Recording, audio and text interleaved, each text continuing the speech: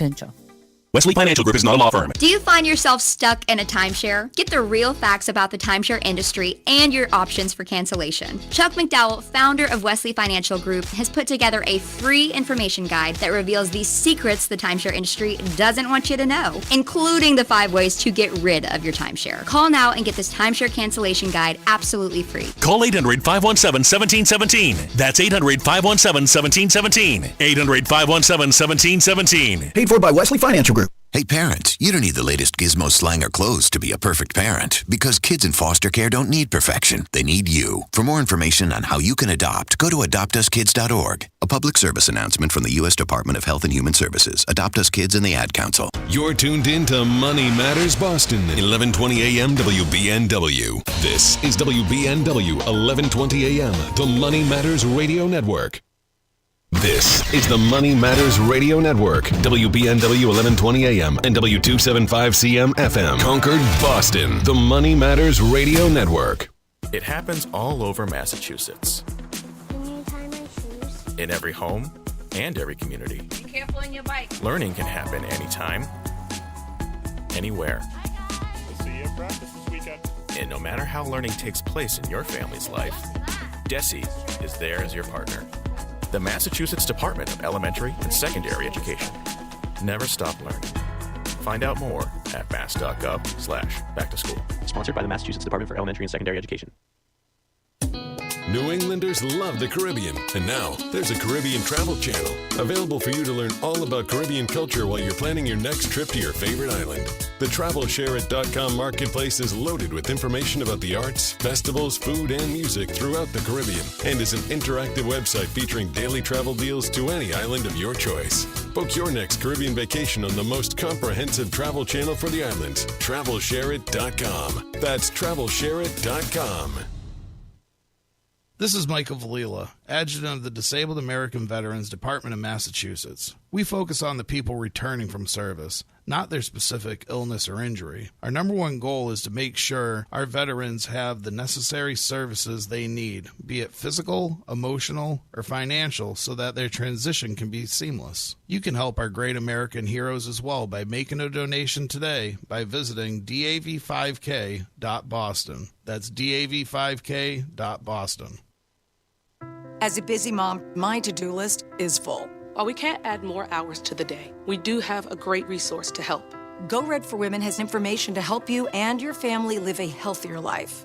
Visit goredforwomen.org/momlife today. Did you outgrow your timeshare and now you want out? But you can't. You can't sell it, and you can't get out of the contract. Imagine trying to get out of your mortgage. That's what a timeshare is. You can't just call up the bank and say, I don't want to pay it anymore. But we may be able to help you do just that. Listen, a timeshare maybe for you once was a great thing, but now you don't use it much. And they are not easy to get rid of. Plus, you do have to pay for it every month. Qualified timeshare owners can get out of their contract legally and permanently without ruining your credit or even filing bankruptcy. And imagine, no more mortgage payment or fees. Call the Timeshare Exit Hotline qualification line now. It's free to learn more. 800-455-7967. 800-455-7967. 800-455-7967. That's 800-455-7967. Paid for by Timeshare Defense.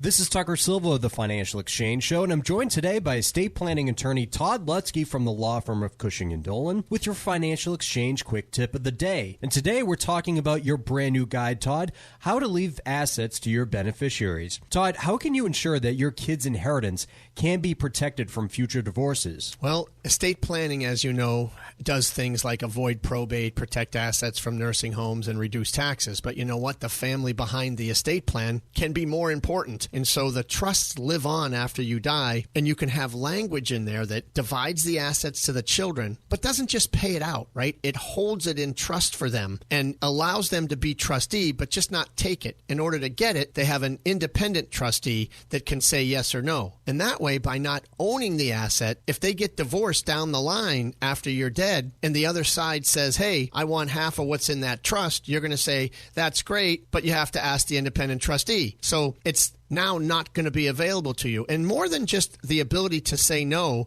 it's the fact that you don't own it. So if you don't own it, it's not a marital asset to begin with, so it should not be even subject to the divorce. So learning how your trust works after you die can oftentimes be more important than when you're living, and it does more for you after you die than when you're living sometimes. The estate planning experts at Cushing & Dolan have been helping families like yours for more than 30 years, and they've written a brand new guide called How to Leave Assets to Your Beneficiaries. To get your free copy of this comprehensive guide that will help you determine the best way to leave assets to your family, simply call 866-848-5699. That's 866-848-5699, or you can request it from their website, legalexchangeshow.com. The proceeding was paid for, and the views expressed are solely those of Cushing & Dolan. Cushing & Dolan and or Armstrong Advisory may contact you offering legal or investment services. Cushing & Armstrong do not endorse each other and are not affiliated.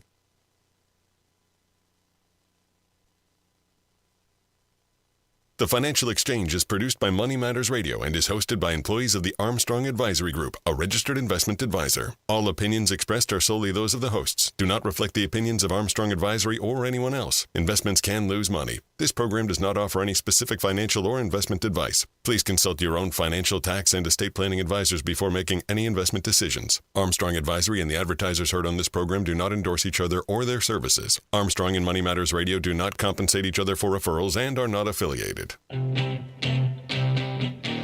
This is the Financial Exchange with Chuck Zodda and Marc Fandetti. Your exclusive look at business and financial news affecting your day, your city, your world. Stay informed and up to date about economic and market trends, plus breaking business news every day. The Financial Exchange is a proud partner of the Disabled American Veterans Department of Massachusetts. Help us support our great American heroes by visiting dav5k.boston and making a donation today. This is the Financial Exchange with Chuck Zodda and Marc Fandetti.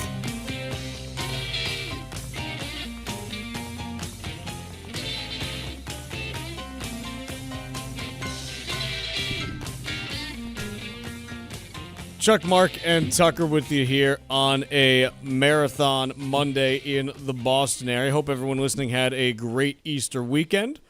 If you happen to be off from work today, we are live, and so if you're listening to us while watching the marathon or while running, if you're listening to us while running, you're probably not going to run your best time. Probably could do something a little different, but if you happen to be, watching the marathon, listening to us, I consider that the best of both worlds personally.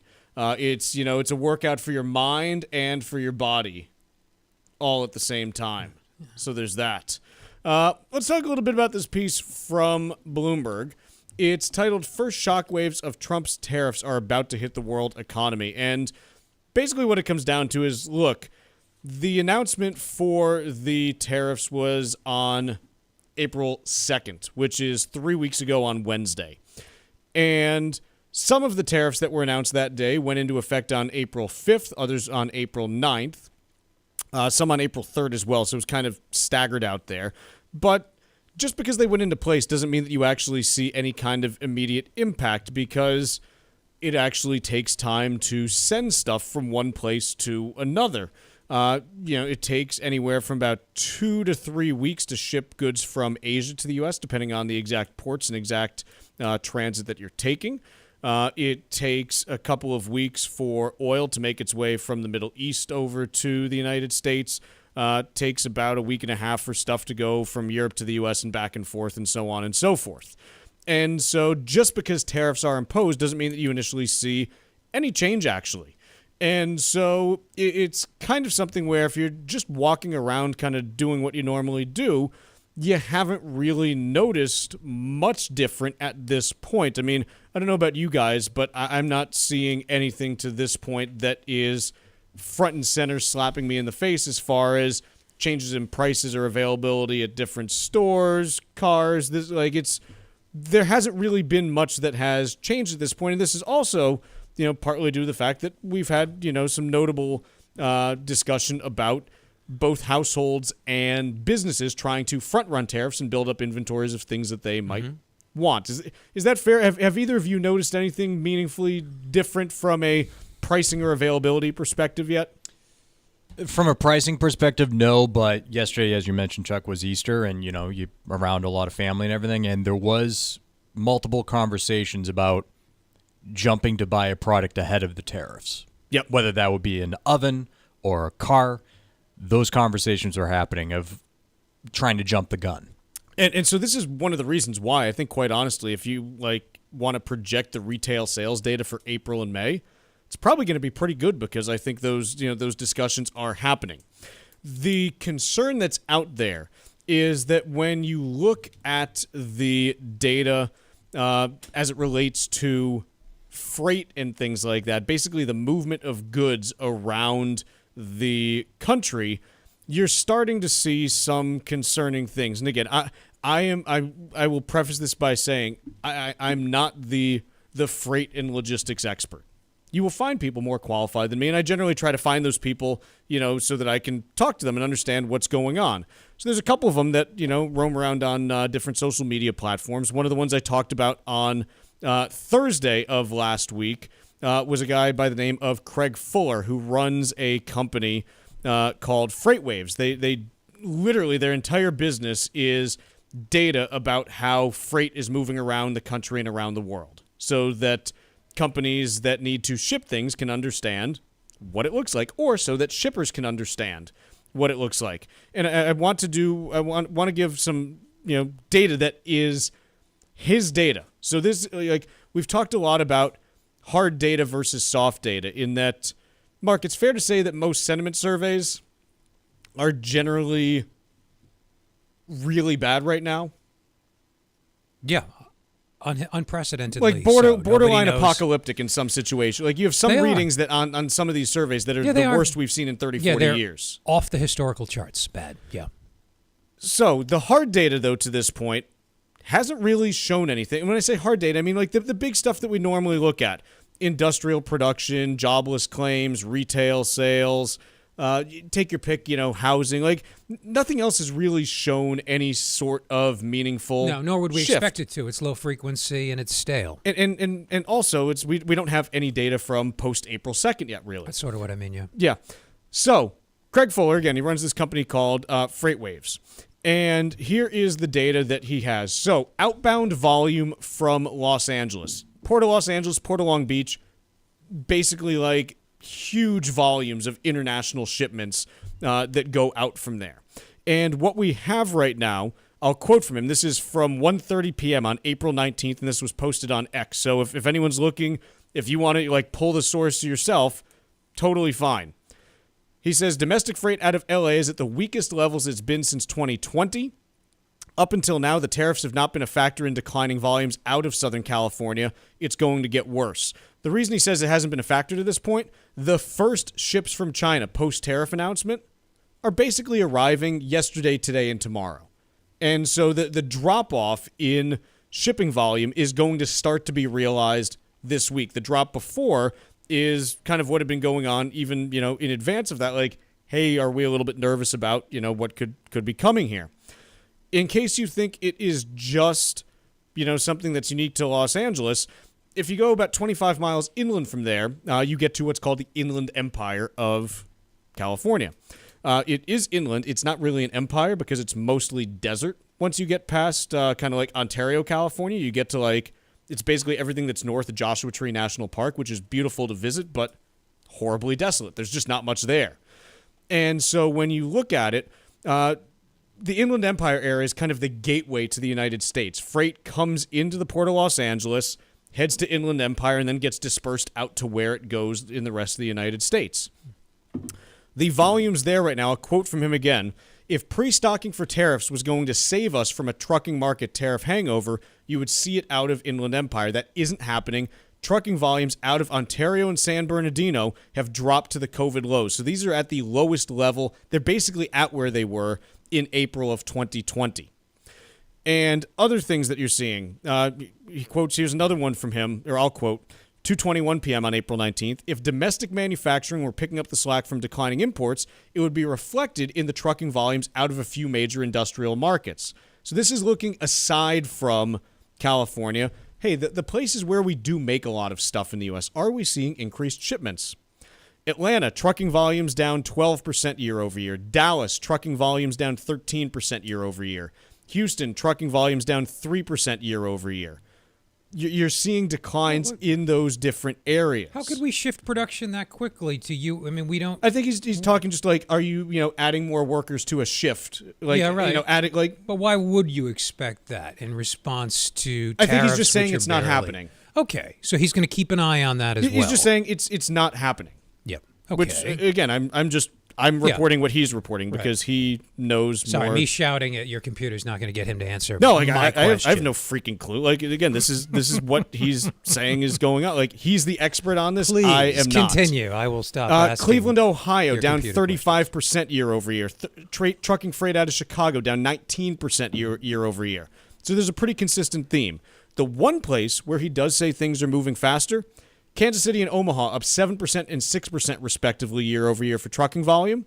It's not manufacturing, it's agriculture. You're seeing a big bump up in agriculture volume that is moving out these there. Be for exports? Could countries be doing what we're Potentially, doing? yes. Are they pulling demand forward too in advance of a trade war? Potentially. Okay. And so again, this is what Craig is saying out there, and Craig's someone who I've followed in different social media stuff for 5-6 like basically since like supply chains were a thing back in 2020, and this is someone who's I'm not even going to say pretty neutral from a political perspective, so he's not putting his own stuff in there. This is someone who was basically campaigning to be like the Secretary of Commerce or Transportation in the Trump administration. I'll quote here from him yesterday. I enthusiastically supported Trump's victory in the November election. I thought I was voting for pro-business policies and small targeted incremental tariffs that would encourage the production of strategic industries to return to the Americas. I did not vote for a neutron bomb to wipe out supply chains and small businesses 100 days in. Okay. So this is someone who not only knows the business, but supported the Trump administration with what he thought were their goals. And he's basically saying that the trucking industry is on the verge of being devastated if these are still in place for several more weeks. Yeah, one wonders what he was listening to during the campaign, because I think this was all clear. But his antenna defects aside, I'm using him as he knows this space better than I do, and so when you talk about the potential impacts and what we are going to see, ultimately you take the logical extension is, hey, if there's not going to be as much stuff being shipped around the country in the next few weeks, it's in the latter part of May that you start to see the weird stuff happening in terms of dislocations in supply and demand. Do we not have enough stuff for this good or that good in the right place? This is where that stuff starts to show up, is probably as we get to that post-Mother's Day period. So you've got a couple weeks to kind of get things, squared away. But again, he's kind of saying, look, there's a real problem here. And it's going to start showing up probably in the next 2 to 3 weeks because supply chains are starting to break again. Let's take a quick break. When we return, let's talk a little bit about earnings. We got some big ones coming out this week, and we'll discuss that right after this. Market volatility is at its highest point since the pandemic. Keep it here for the most comprehensive coverage of the global trade war. This is the Financial Exchange Radio Network. Consistently voted one of the top Caribbean destinations, the United States Virgin Islands is the perfect place for your next vacation. Whether you're looking for a romantic getaway, a long weekend with friends, or a family vacation, St. Croix, St. Thomas, and St. John have everything you need to enjoy that special time away from home. Take advantage of a variety of incredible promotions that are available right now. Go to visitusvi.com/promotions, where you'll find the details about all of these amazing experiences, including a stay at the Divi Carina Bay all-inclusive beach resort and casino on St. Croix. From the moment you arrive, you'll fall naturally in rhythm with the heartbeat of the islands. There's no money to exchange, and travel from New England could not be easier. Don't miss your chance to enjoy America's Caribbean paradise, the United States Virgin Islands. Head to visitusvi.com/promotions for more information and to book your trip today. That's visitusvi.com/promotions. Beneficiary planning and asset protection go hand in hand. Cushing & Dolan has a new guide out called How to Leave Assets to Beneficiaries, and it can help make your planning process smooth and easy. Leaving your assets to your children isn't as simple as it sounds, especially if they have problems of their own. If you're retired or nearing retirement, it's time to consider the best way to keep your assets in your family while avoiding significant financial consequences down the road. Call Cushing & Dolan right now at 866-848-5699 and get their new guide called How to Leave Assets to Beneficiaries. You'll learn which paths are the safest when it comes to protecting yourself and your children while avoiding unnecessary risks that can create substantial problems in the long run. That number again is 866-848-5699. Or you can request it online from our website, LegalExchangeShow.com. That's LegalExchangeShow.com. The proceeding was paid for and the views expressed are solely those of Cushing & Dolan. Cushing & Dolan and or Armstrong Advisory may contact you offering legal or investment services. Cushing & Dolan and Armstrong Advisory do not endorse each other and are not affiliated.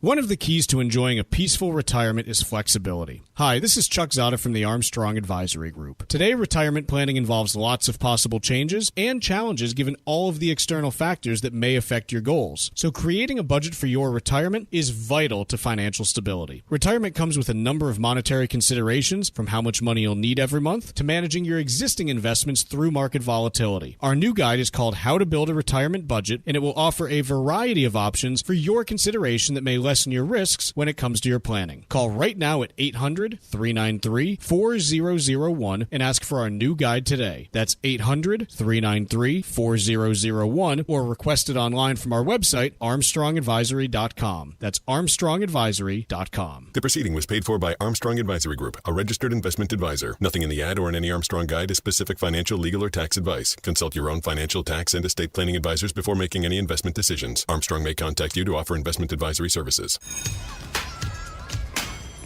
Here at the Massachusetts Department of Elementary and Secondary Education, we are committed to all students not only attending, but succeeding at school.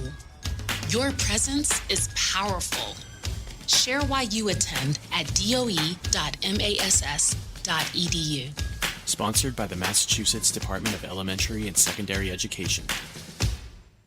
Let's talk LDL. AKA bad cholesterol. The higher your LDL cholesterol, the higher your risk of a heart attack or stroke. Your health matters. Know your number. Talk to your doctor and get your cholesterol checked. And learn how to help lower your LDL bad cholesterol. Because your health is in your hands. Find out more at heart.org/LDL.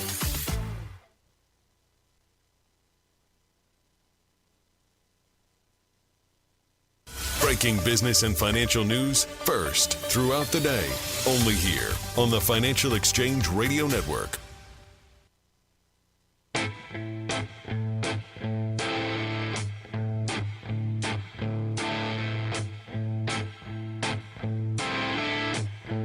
The Financial Exchange is a proud partner of the Disabled American Veterans Department of Massachusetts, and you can register right now for this year's 5K at Castle Island by visiting dav5k.boston. The event will sell out again, so if you're interested in participating, now's the time to reserve your spot. Come out and help support our great American heroes by joining us for the DAV 5K. Visit dav5k.boston to register or to make a donation today. That's dav5k.boston. Got some earnings action that's going to be happening this week, which is always fun when we get to actually hear from companies about what they are seeing in the economy, because they know their businesses way better than Mark and I do. Obviously, for a number of different Definitely reasons. better than I do. So in terms of what is on tap this week, looking at the numbers overall, you got, again, about 100 or so S&P 500 companies, maybe 120 of them, that are going to be reporting.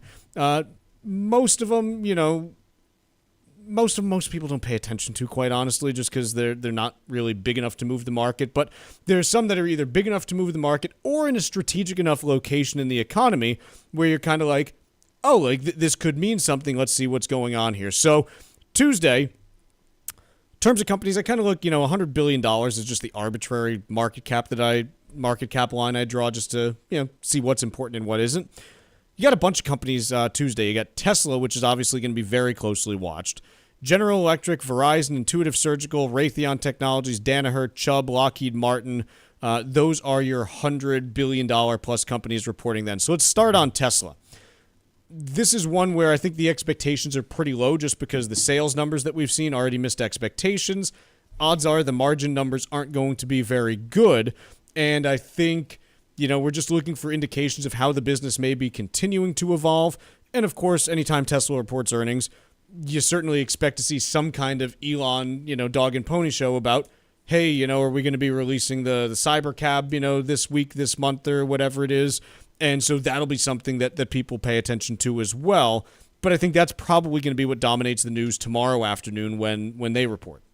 Any thoughts there? Yeah, this article calls them policy-related headwinds. Tesla's challenges. It's not policy-related. It's personality and preoccupation. Sure. I'll just alliterate and say it's preoccupation with government stuff when he ought to be running his... That seems to be analysts who cover this company are looking for him to show recommitment. To the company. I'm going to spend my time back at the company. Start doing what shareholders... and what the board as fiduciaries expect you to do. I can't believe they he's uniquely positioned, obviously, but yeah. Dan Ives, who is he runs like the technology department at a investment firm called Wedbush Securities. I think he has like the best line, which is, look, Tesla is Elon Musk and Elon Musk is Tesla. Like, I've heard some people say, like, look, why doesn't the board, try to move on from, Musk if they think the stock performance isn't doing well? And the answer is, it's because without Elon Musk there, I'm not sure what there is. Like, isn't he the whole driving factor behind the stock, good or bad, throughout its entire, run? Yeah, if the premium is... It's a Musk premium. An innovation, a Musk genius, just to be generic about it. Premium, by definition, he's important to that. So they're obviously going to be, kind of a big driver there. Do we get anything interesting from like General Electric? Probably not. Maybe a little bit around the edges in terms of what's happening with supply chains in the airplane space. But actually, no, GE Aviation was spun off, correct? They're no longer that within. Right. Sorry. Yeah. I'm trying to remember. That sounds right. It's GE Aerospace, so they were spun off. So General Electric's not going to tell us anything, particularly interesting there. Verizon, phone lines are not really a factor. Intuitive Surgical, not. Raytheon. Maybe get some commentary about, defense spending from Europe and if they're seeing, any other interest in drumming up business there. Chubb, big insurer. This is one that I'm really interested in hearing from, both on the home insurance side and auto insurance. How are tariffs potentially impacting their look at premiums, but also outlays? I think that's going to be something that's worth watching. Can they speak to that at this point? Do we know enough? Don't know, but I'm going to be interested to see if they say something. Okay. I'm not saying they will. It's more just, hey, can you give us some context? Yeah, they've got to be thinking about it. Wednesday, we get Philip Morris International, IBM, AT&T, Thermo Fisher Scientific, ServiceNow, Boston Scientific, NextEra Energy, Texas Instruments, and Boeing. Boeing obviously going to be one that people focus on in terms of, hey, what are you seeing now that, China's, literally sending airplanes that you shipped back to you. So those, I think, are going to be good conversations just that we hear about. And then on Thursday, the big one is going to be Alphabet, Google. And specifically, the only thing... There are two numbers that matter with Google, in my opinion. And I'm not the only one with this opinion, so it's not really unique. Number one, what are they seeing in terms of ad spend? Because a lot of ad spend the last few years has come from Chinese-based e-commerce companies. Think Temu and Shine and companies like that. What kind of impact are they seeing there? Are other retailers pulling back ad spend and things along those lines? But the other one, and the one that means more for this market, I think, is what are they doing with CapEx in the AI space? Are they cutting CapEx in AI, or are they maintaining their previous CapEx guidance? Because that means that tells you it's kind of a marker that's laid down for, hey, what does this mean for NVIDIA and their revenues? What does it mean for the overall investment trend in the AI space? Is it still as robust as we thought it was 3, 6, 9 months ago? So I think that'll be a really big one that we get there. Other companies reporting Thursday: Procter & Gamble, T-Mobile, Merck, Pepsi. Procter & Gamble and Pepsi, interested to see what they're saying about consumer spending and if there's been any change in the last few weeks. I'm still on Philip Morris. And let's talk about them when we come back. Okay. We got Wall Street Watch, then we'll talk Philip Morris after this.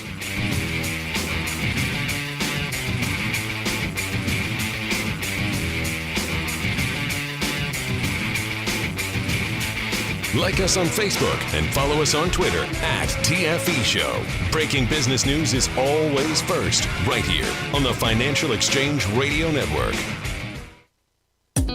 New Englanders love the Caribbean, and now there's a Caribbean travel channel available for you to learn all about Caribbean culture while you're planning your next trip to your favorite island. The TravelShareIt.com marketplace is loaded with information about the arts, festivals, food, and music throughout the Caribbean, and is an interactive website featuring daily travel deals to any island of your choice.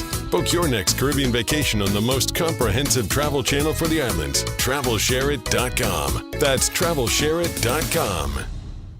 Leaving assets to your beneficiaries is a critical piece of any estate plan. Cushing & Dolan, the experts in elder law, has written a new guide that may help ensure that your assets are protected for years to come, while helping you avoid unnecessary mistakes during your planning. As an example, the new federal estate tax exemption is nearly $14 million. That could lead to a larger inheritance for your family members, but still raises concerns. There are several strategies in this new guide that will help you learn how to make the right decisions about your distributions at the right time. Cushing & Dolan have been helping New England families for more than 30 years. Let them help you, too. Call 866-848-5699 and get their brand new guide called How to Leave Assets to Beneficiaries. That number again is 866-848-5699. Or you can request the guide online by visiting LegalExchangeShow.com. The proceeding was paid for and the views expressed are solely those of Cushing & Dolan. Cushing & Dolan and or Armstrong Advisory may contact you offering legal or investment services. Cushing & Dolan and Armstrong Advisory do not endorse each other and are not affiliated. This is Michael Valila, Adjutant of the Disabled American Veterans Department of Massachusetts. The DAV of Massachusetts has helped me and countless others adjust to civilian life through a variety of incredible programs. Through our local Veterans Assistance Program, we provide necessary services to veterans and their communities, such as food shopping, landscaping, and companionship, but we need your support. You can help by making a donation today. Please visit dav5k.boston. That's dav5k.boston.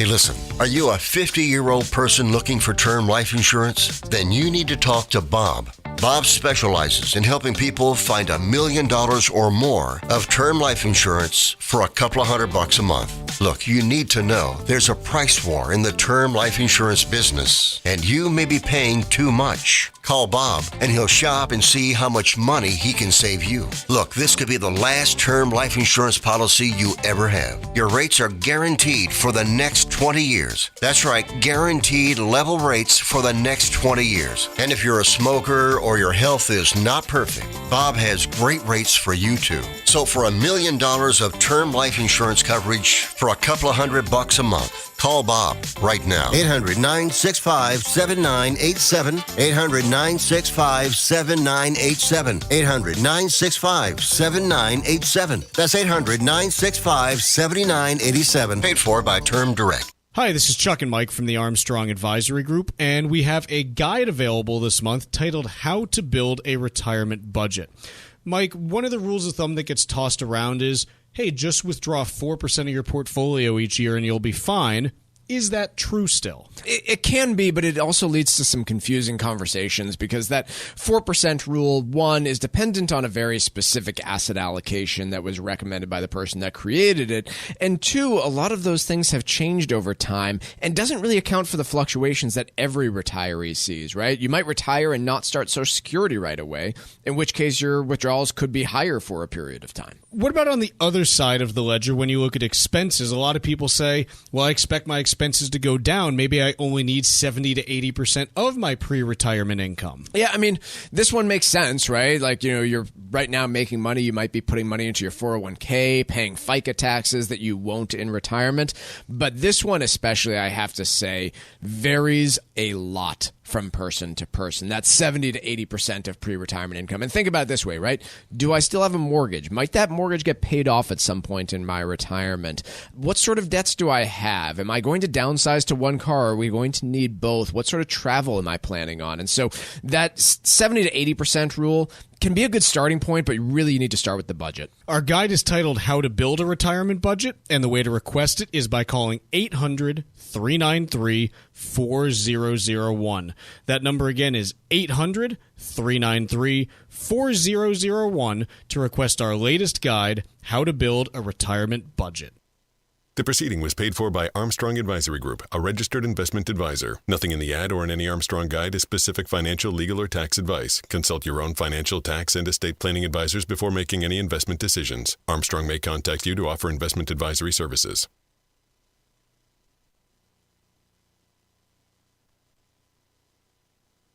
Time now for Wall Street Watch. A complete look at what's moving markets so far today, right here on the Financial Exchange Radio Network. Well, traders are returning from the holiday weekend and markets are selling off as investors monitor a falling U.S. dollar that has hit its lowest level since 2022 as a result of increased tensions between President Trump and the Fed.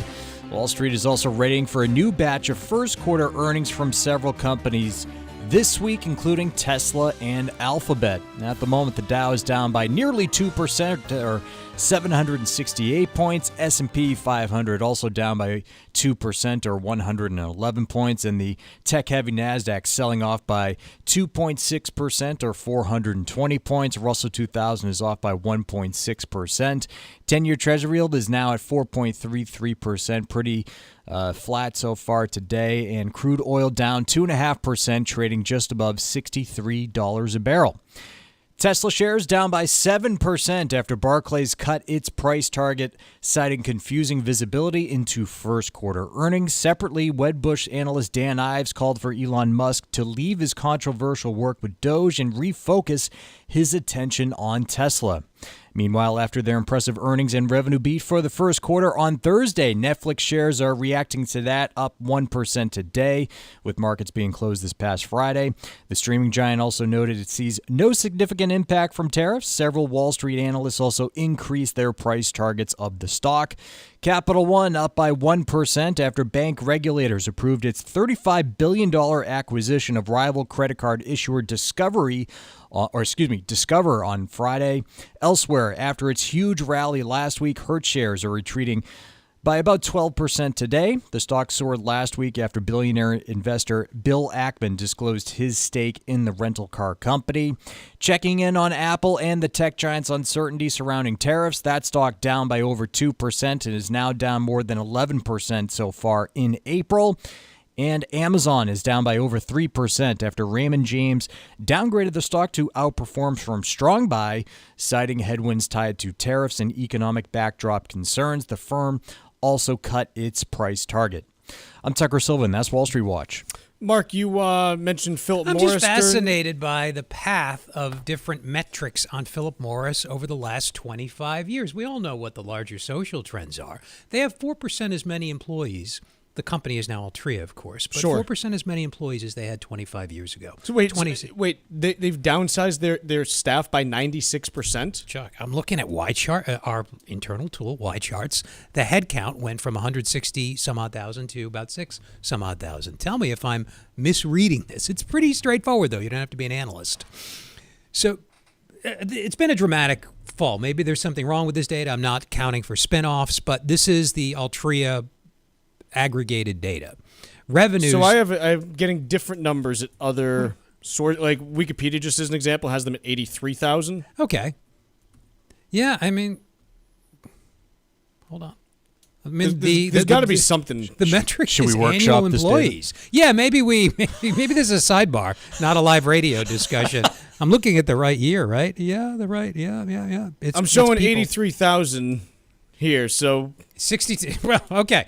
So but nevertheless, okay. So suppose it's dropped by half, which is actually more Sure. plausible. Revenues are down by over 60%. Yep. Not a huge surprise, but profitability, and I'm using, now this is the same source that said they had about a tenth as many people as they may actually have. So I guess the whole thing is, this whole exercise is now suspect.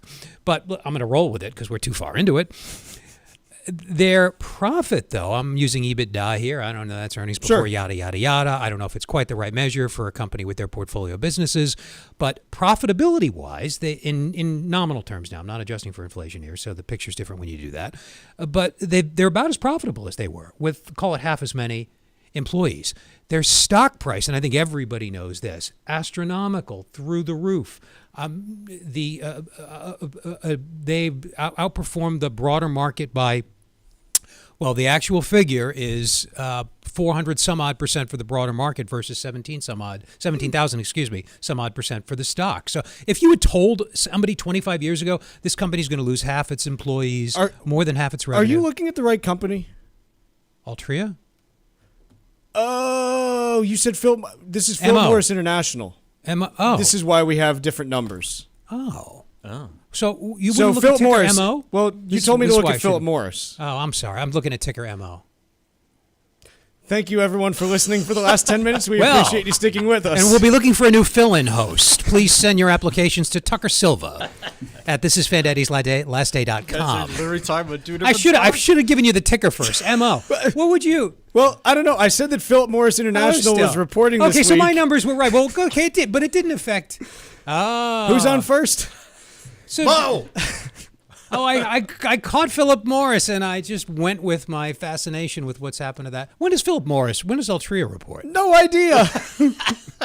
When they do, these numbers will become very relevant.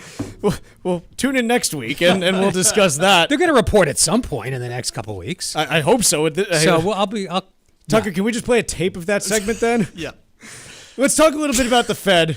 We got Bill Dudley, who used to be the president of the Federal Reserve Bank of New York. He now works for...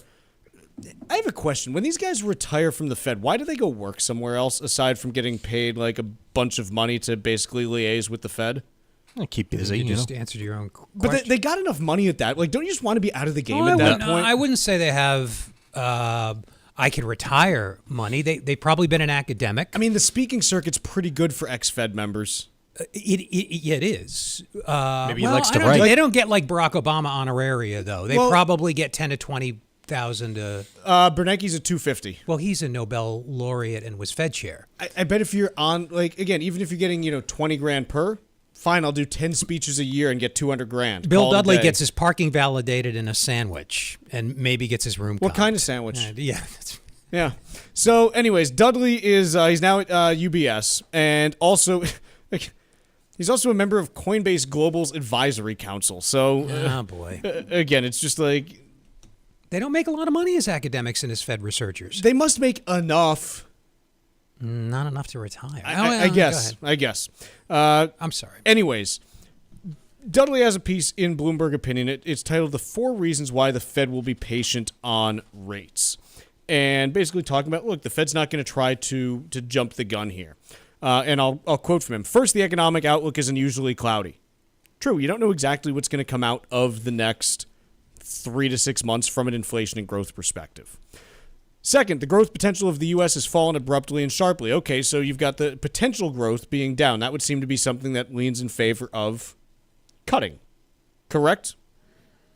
If potential growth is, well, then that might lead you to believe the economy is running, that there's more juice in the economy than you're currently getting out of it. So if potential growth is fallen and inflation remains where it is today, no. Backwards from what I just said then.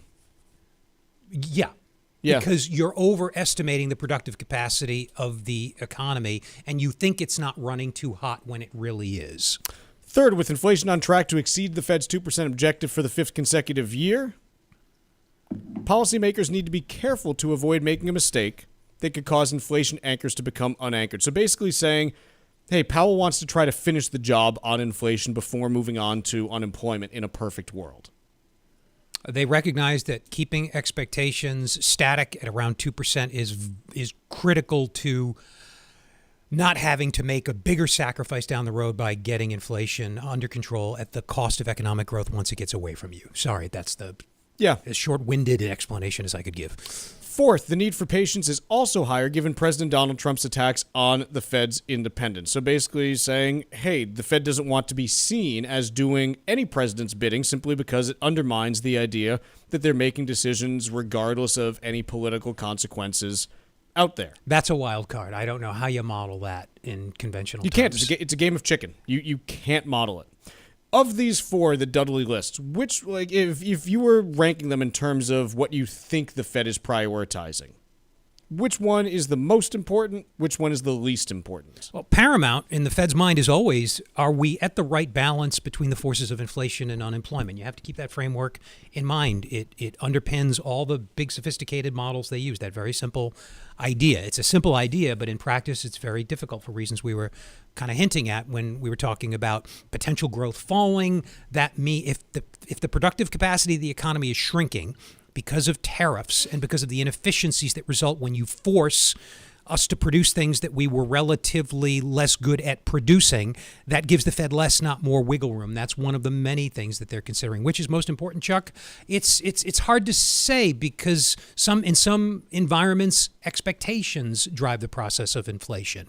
And you have to get those under control using forward guidance and jawboning and other tools at the Fed's disposal. In other environments, it's the so-called output gap, which is directly affected by that point you made about lower potential growth. It's hard to say. Let's take a quick break here. When we come back, we'll talk the U.S. and China right after this. Tariffs fears continue to grip markets. Get the latest straight from Wall Street right here on the Financial Exchange Radio Network. The breadth of the stock market sell-off in recent days hasn't been seen since the early days of the pandemic. And while it's easy to say don't panic, if you're concerned about your portfolio, given the impact of these tariffs, now's the time to have that conversation. Hi, this is Mike Armstrong from the Armstrong Advisory Group. If the market correction has you anxious, or worse, rattled, give us a call at 800-393-4001. Let's get together and talk through your financial strategy, evaluate its strengths and weaknesses, and make decisions for the future that are in your best interest. These are challenging times, but we've dealt with them before and are prepared to deal with them again. Our goal is to help you protect the assets that you've worked so hard to attain. You can give us a call at 800-393-4001 and request a no-obligation consultation. That number again is 800-393-4001. The proceeding was paid for by Armstrong Advisory Group, a registered investment advisor. Nothing in the ad or in any Armstrong guide is specific financial, legal, or tax advice. Consult your own financial, tax, and estate planning advisors before making any investment decisions. Armstrong may contact you to offer investment advisory services. Consistently voted one of the top Caribbean destinations, the United States Virgin Islands is the perfect place for your next vacation. Whether you're looking for a romantic getaway, a long weekend with friends, or a family vacation, St. Croix, St. Thomas, and St. John have everything you need to enjoy that special time away from home. Take advantage of a variety of incredible promotions that are available right now. Go to visitusvi.com/promotions, where you'll find the details about all of these amazing experiences, including a stay at the Divi Carina Bay all-inclusive beach resort and casino on St. Croix. From the moment you arrive, you'll fall naturally in rhythm with the heartbeat of the islands. There's no money to exchange, and travel from New England could not be easier. Don't miss your chance to enjoy America's Caribbean paradise, the United States Virgin Islands. Head to visitusvi.com/promotions for more information and to book your trip today. That's visitusvi.com/promotions. Leaving assets to your beneficiaries is a critical piece of any estate plan. Cushing & Dolan, the experts in elder law, has written a new guide that may help ensure that your assets are protected for years to come, while helping you avoid unnecessary mistakes during your planning. As an example, the new federal estate tax exemption is nearly $14 million. That could lead to a larger inheritance for your family members, but still raises concerns. There are several strategies in this new guide that will help you learn how to make the right decisions about your distributions at the right time. Cushing & Dolan have been helping New England families for more than 30 years. Let them help you, too. Call 866-848-5699 and get their brand new guide called How to Leave Assets to Beneficiaries. That number again is 866-848-5699. Or you can request the guide online by visiting LegalExchangeShow.com. The proceeding was paid for, and the views expressed are solely those of Cushing & Dolan. Cushing & Dolan and or Armstrong Advisory may contact you offering legal or investment services. Cushing & Dolan and Armstrong Advisory do not endorse each other and are not affiliated. Environmental nonprofit Ocean River Institute is working with communities to tackle climate change with nature-based solutions that feature slowing water down and building more soil with grasses and plants. Research indicates that people acting in their own neighborhoods can build an inch of soil in a year and slow sea level rise down by as much as 25%. Please visit oceanriver.org for more information on opportunities to make a difference and go the distance for savvy stewardship of a greener and bluer planet Earth. As a busy mom to 4 kids, my to-do list is full. Trying to fit in exercise, eating right, and prioritizing self-care can feel next to impossible. While we can't add more hours to the day, we do have a great resource to help.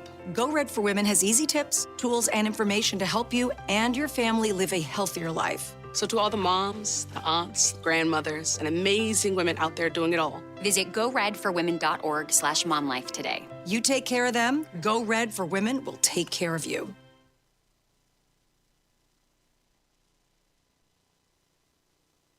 Miss any of the show?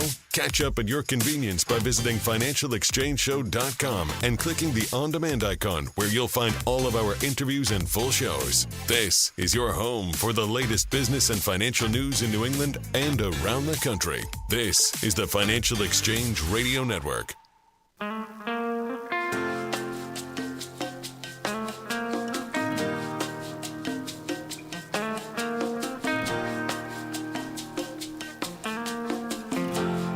Oh, I'm supposed to start talking.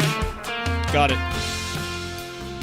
Piece in the Wall Street Journal. And Breakdown now. in U.S. China. You said something to me before. I was kind of paying attention, and I just, for some reason, thought you were going to be talking, but you weren't. Nope. One of us, like, God forbid I help out. I'm staring out the window. No, Mark's waving, looking at waving to Lois. Mark's looking at the clock like, do we need to stop yet? I'm like, Mark, we haven't started. The piece is titled "Breakdown in U.S.-China Relations Raises Specter of New Cold War." It's in the Wall Street Journal, and I don't think this is getting neither the headline nor the story is right. This is not a new Cold War between the United States and China. I think you could effectively make the case that since the start of the first Trump administration, there's kind of been somewhat of there's been a more adversarial posture than at any point in the previous 40 years of that relationship. And that continued through the Biden administration, by the way. Like, it was something where tariffs were kept in place, like you didn't see any change. There were further semiconductor restrictions.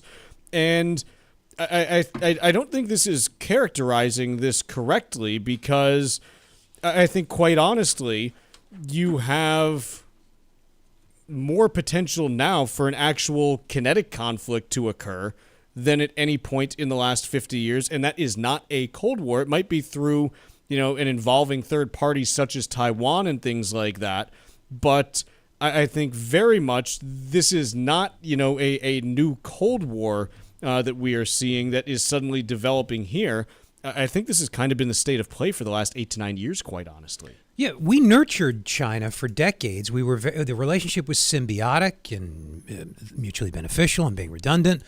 But they exported stuff to us that we didn't want to make here, or we chose not to, although it wasn't a conscious choice. Sure. And we exported to them services and investments. One way to think about it is you bought something at a big box home improvement retailer made in China. We've all done it. We all do it all the time. Those dollars go to China. We send a bunch of dollars to China. China recycles them into treasuries and investments. That's the capital account where we have a surplus. No one ever talks about it, at least in the media. We have a capital account surplus because we're an attractive investment venue. Our treasuries are, or were anyway, attractive as a safe haven investment and just as an investment on their own merits. And we have lots of attractive investment opportunities. If you remember Japan buying a lot of U.S. assets in the late 80s, everybody's freaking out. Oh, my God, they bought Columbia Pictures. Right. They bought Nakatomi Plaza. That may be from a movie. I'm not sure. It is. That's from Die Hard. But they actually did buy some real estate in L.A. What floor did Die Hard take place on? Whoa, that's a good question. It was high. I know that because they couldn't jump. They were way up there. 60-something floor. Nope, not that high. 44th. Ooh, also wrong. Also wrong. Okay, Third. We both had a 1 in 100 chance, and we could be here a while. Third floor. No, it was not on the third floor. It's a ranch. In fact. What floor was it? It was the 30th floor. Okay. Yeah. So, but there was a reason that movie at the time involved Japanese owners of LA real estate, etc., because there was paranoia. There was okay. So the point of we had a trade deficit with Japan. We still do. We have trade surpluses with other countries. What subject did we start this conversation on? I've already lost my Cold train War, of thought. China. Because you brought up Die Hard, and now I'm just thinking of Bruce You were Willis talking driving. capital account Japan. surplus. Okay, so we had this mutually beneficial relationship with China for decades. Then they started to get really strong and assertive, which I guess was inevitable. And we are asking, how do we contain them? Well, and I think the piece to be clear on this is it's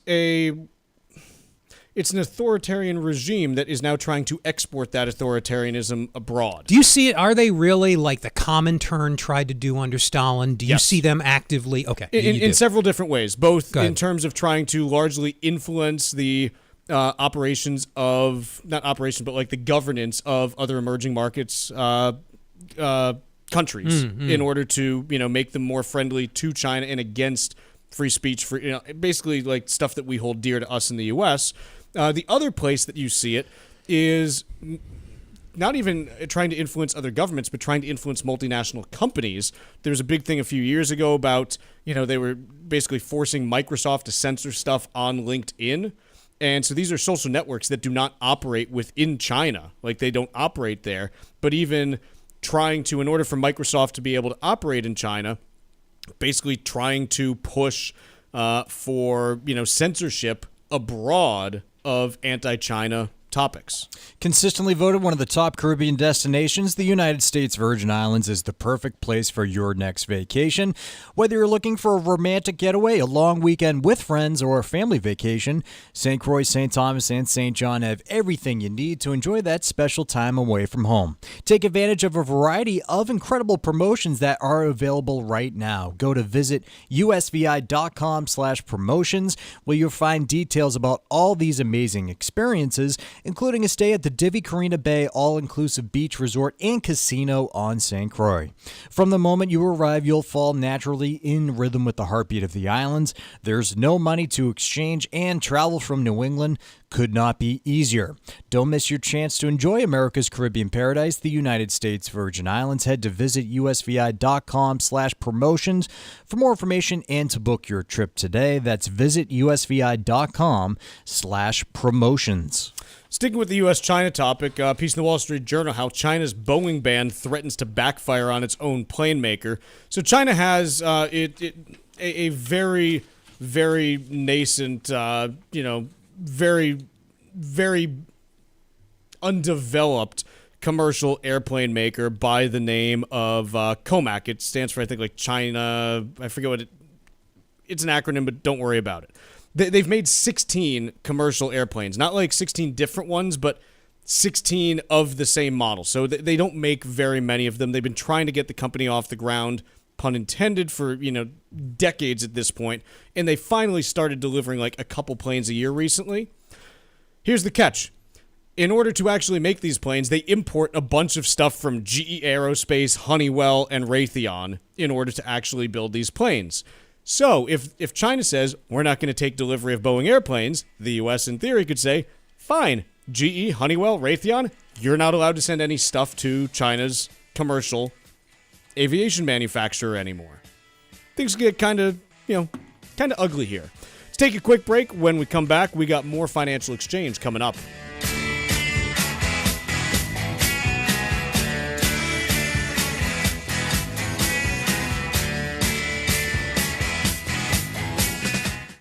Retirement planning is complicated enough without having a formal budget to help you maintain your lifestyle during your later years. This is Mike Armstrong from the Armstrong Advisory Group. Our new guide called How to Build a Retirement Budget was written specifically for this purpose. Our goal is to help take your financial concerns out of your retirement years. There are numerous issues to deal with when creating a retirement budget. Everything from understanding where your income will come from, to setting up a proper withdrawal strategy, to being able to remain flexible as market conditions change. This new guide offers structural guidance that may alleviate the pressures of creating your budget. You can request your copy right now by calling 800-393-4001 and ask for our new guide today. Once again, that number, 800-393-4001.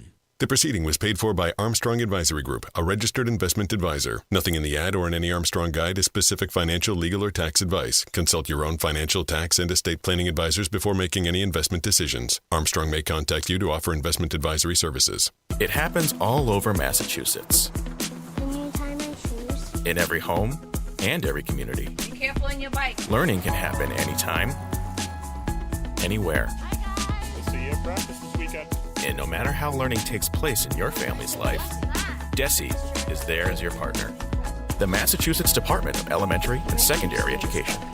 Never stop learning. Find out more at mass.gov/back-to-school. Sponsored by the Massachusetts Department for Elementary and Secondary Education. Sometimes we know what's next. Other times, it's impossible to know.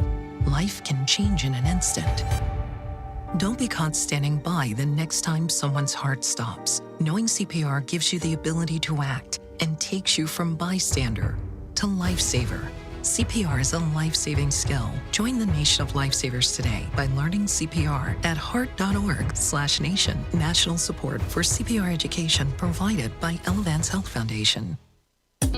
New Englanders love the Caribbean, and now there's a Caribbean travel channel available for you to learn all about Caribbean culture while you're planning your next trip to your favorite island. The TravelShareIt.com marketplace is loaded with information about the arts, festivals, food, and music throughout the Caribbean, and is an interactive website featuring daily travel deals to any island of your choice. Book your next Caribbean vacation on the most comprehensive travel channel for the islands, TravelShareIt.com. That's TravelShareIt.com. This is the Money Matters Radio Network, WBNW 1120 AM and W275 CM FM, Concord, Boston. The Money Matters Radio Network. This is Michael Valila, Adjutant of the Disabled American Veterans Department of Massachusetts. We focus on the people returning from service, not their specific illness or injury. Our number one goal is to make sure our veterans have the necessary services they need, be it physical, emotional, or financial, so that their transition can be seamless. You can help our great American heroes as well by making a donation today by visiting dav5k.boston. That's dav5k.boston. Are you over the age of 50? Want peace of mind and financial security for your family? Here's an important message to you from Senior Care USA. The average funeral now costs over $10,000. That leaves your loved ones the burden of paying your debts and funeral costs. Our plans start as low as $1 per day and will pay your family up to $30,000 to help pay for your funeral and other expenses. There are no medical exams. Your rates will never increase, and your plan cannot be canceled, regardless of your medical conditions, as long as you make your premium payments. Get up to $30,000 in final expense insurance. Call now for free information. Just answer a few simple questions and get approved right over the phone in just a few minutes. Call right now. Call 800-378-3818. 800-378-3818. 800-378-3818. That's 800-378-3818.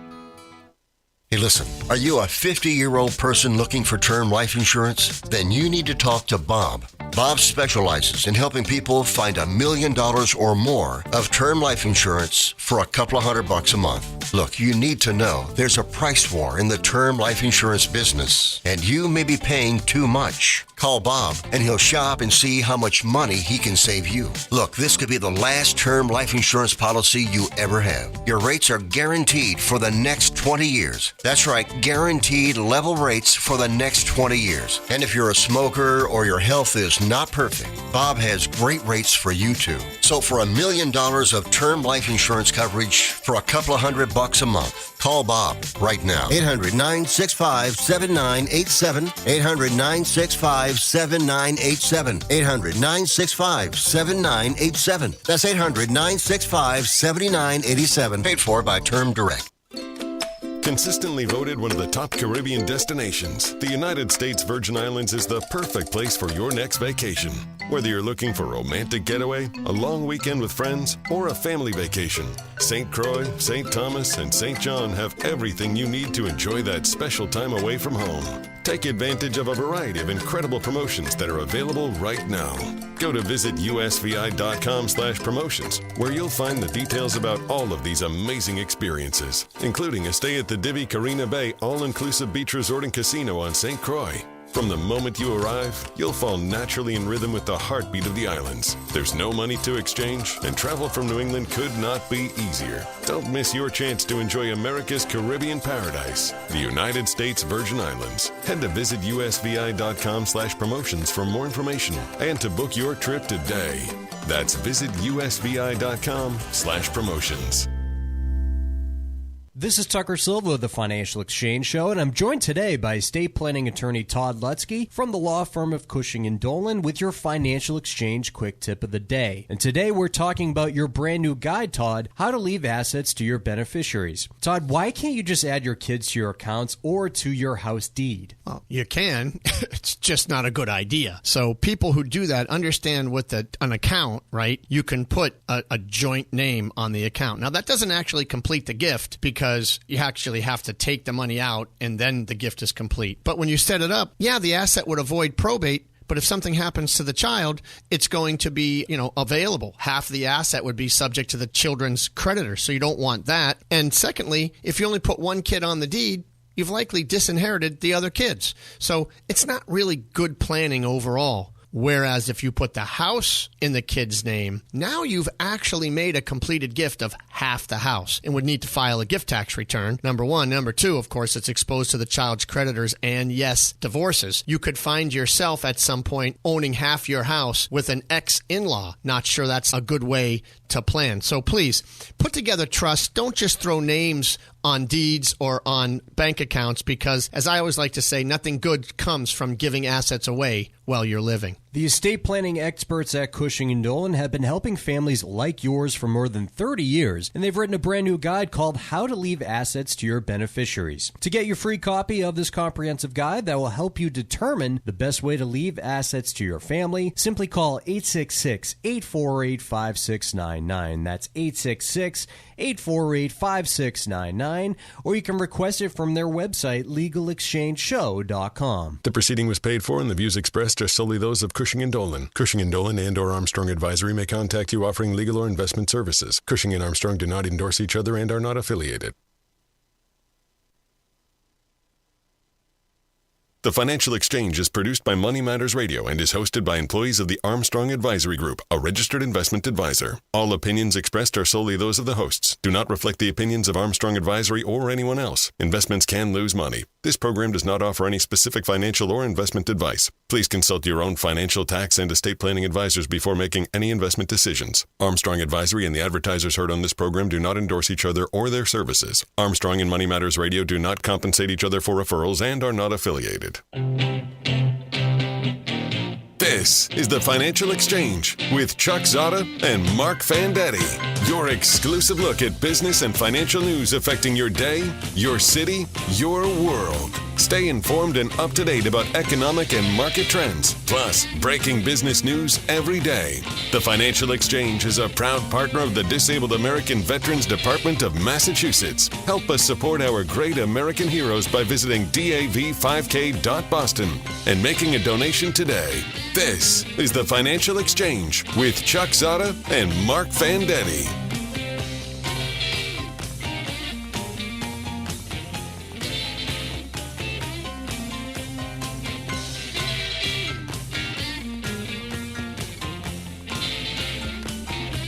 Hour two here on the Financial Exchange. Chuck, Mark, and Tucker with you, and it is pretty grim out there in financial markets this morning. The Dow Jones Industrial Average off just shy of 900 points, about 2.25%.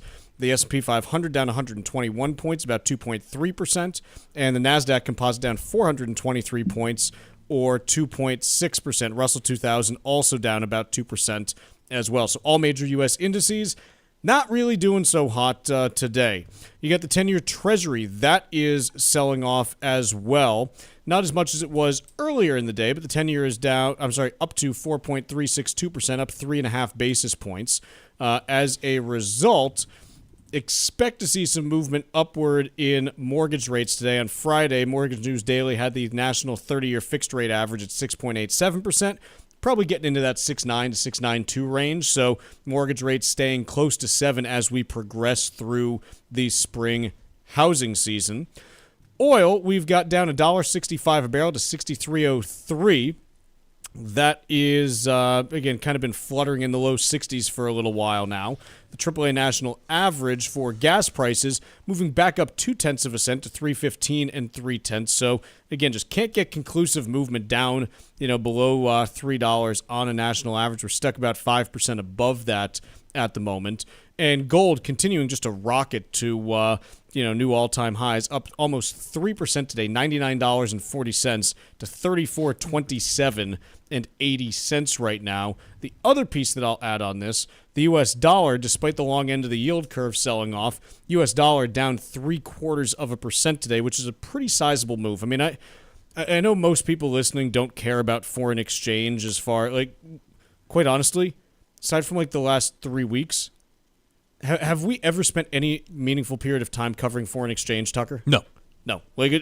We don't really, occasionally hear it. 7 years ago we did? I bet most people don't know, because I didn't know, and I remember an economics teacher making fun of me because I asked. I didn't know dollars traded like assets trade on our currency, literally currency markets. So I'm guessing a lot of you don't know that. I didn't, unless you're told.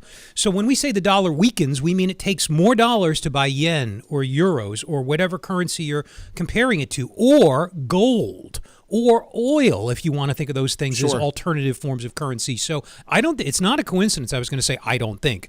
It is not a coincidence that gold continues to go up as the dollar declines. Those two things are two sides of the same coin. If you think of gold as an alternative currency, it may not be right now, but it was recently, and certainly historically, on and off, maybe more on than off, it has been. Think about gold going up when the dollar is going down, or gold going up when the dollar is, well, actually, we only think about it in terms of dollars, so what I was about to say was really stupid. Gold going up and the dollar going down, think of it as gold as a currency strengthening relative to the dollar. Sure. Why? Maybe it's political reasons. The treasuries are no longer a safe haven. To buy treasuries, you need to convert whatever currencies you have into dollars. All of these things are interconnected. You can't have a trade war. You can't improve the standing of the dollar. You can't cheapen the dollar to help your exporters without having an impact on interest rates and other asset prices and the price we all pay to buy homes and finance other things that we need to live. Let's talk a little bit about the state of the housing market right now. There's a piece here from Tucker. Where's this from? I believe that was Market Watch. The housing piece? Yeah. Yeah, Market. Whatever. Excuse me, Barron's. Sorry. Barron's. It's titled "More Homes, Few Buyers, Even Price Cuts: How the Housing Market Has Changed."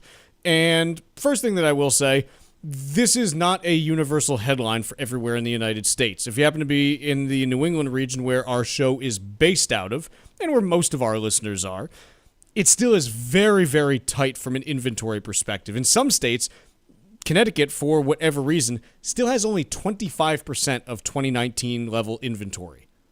Most other New England states are between 50 and 70% of 2019 level inventory. If you go to Florida, Texas, even, you're starting to get this into parts of Georgia, Tennessee, Arizona. You're now actually north of 2019 inventory, in some cases by 15 to 20%. And what we are starting to see right now is, again, it still is regional at this point, but in large portions of the country, and really a lot of the ones where there's the most housing activity, just because, again, you just have more construction happening in the Southeast and Southwest than you do in, the Pacific Northwest and the Midwest and the Northeast. But ultimately, what we are seeing right now is one of these, the slowest spring housing seasons that we've seen in a while. And it's especially on a per unit basis. You just have inventories now that are about 35% above last year. So inventories have risen a ton.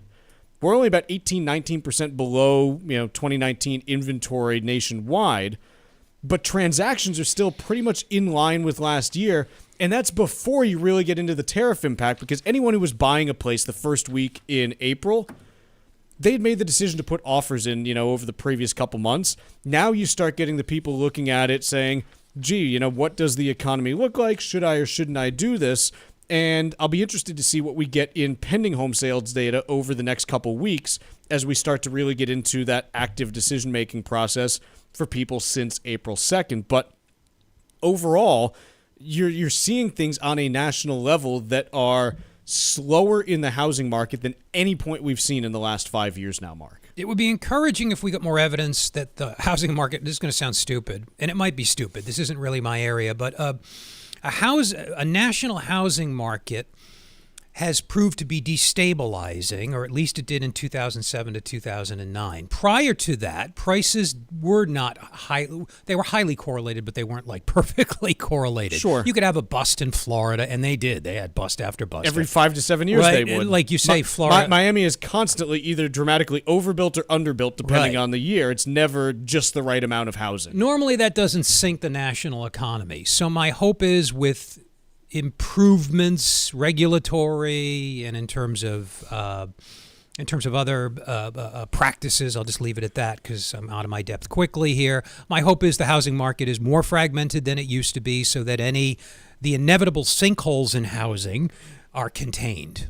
What I will say, based on the data that we have, nationally, foreclosures continue to be down relative to 2019, so not a problem, not something that is causing an issue.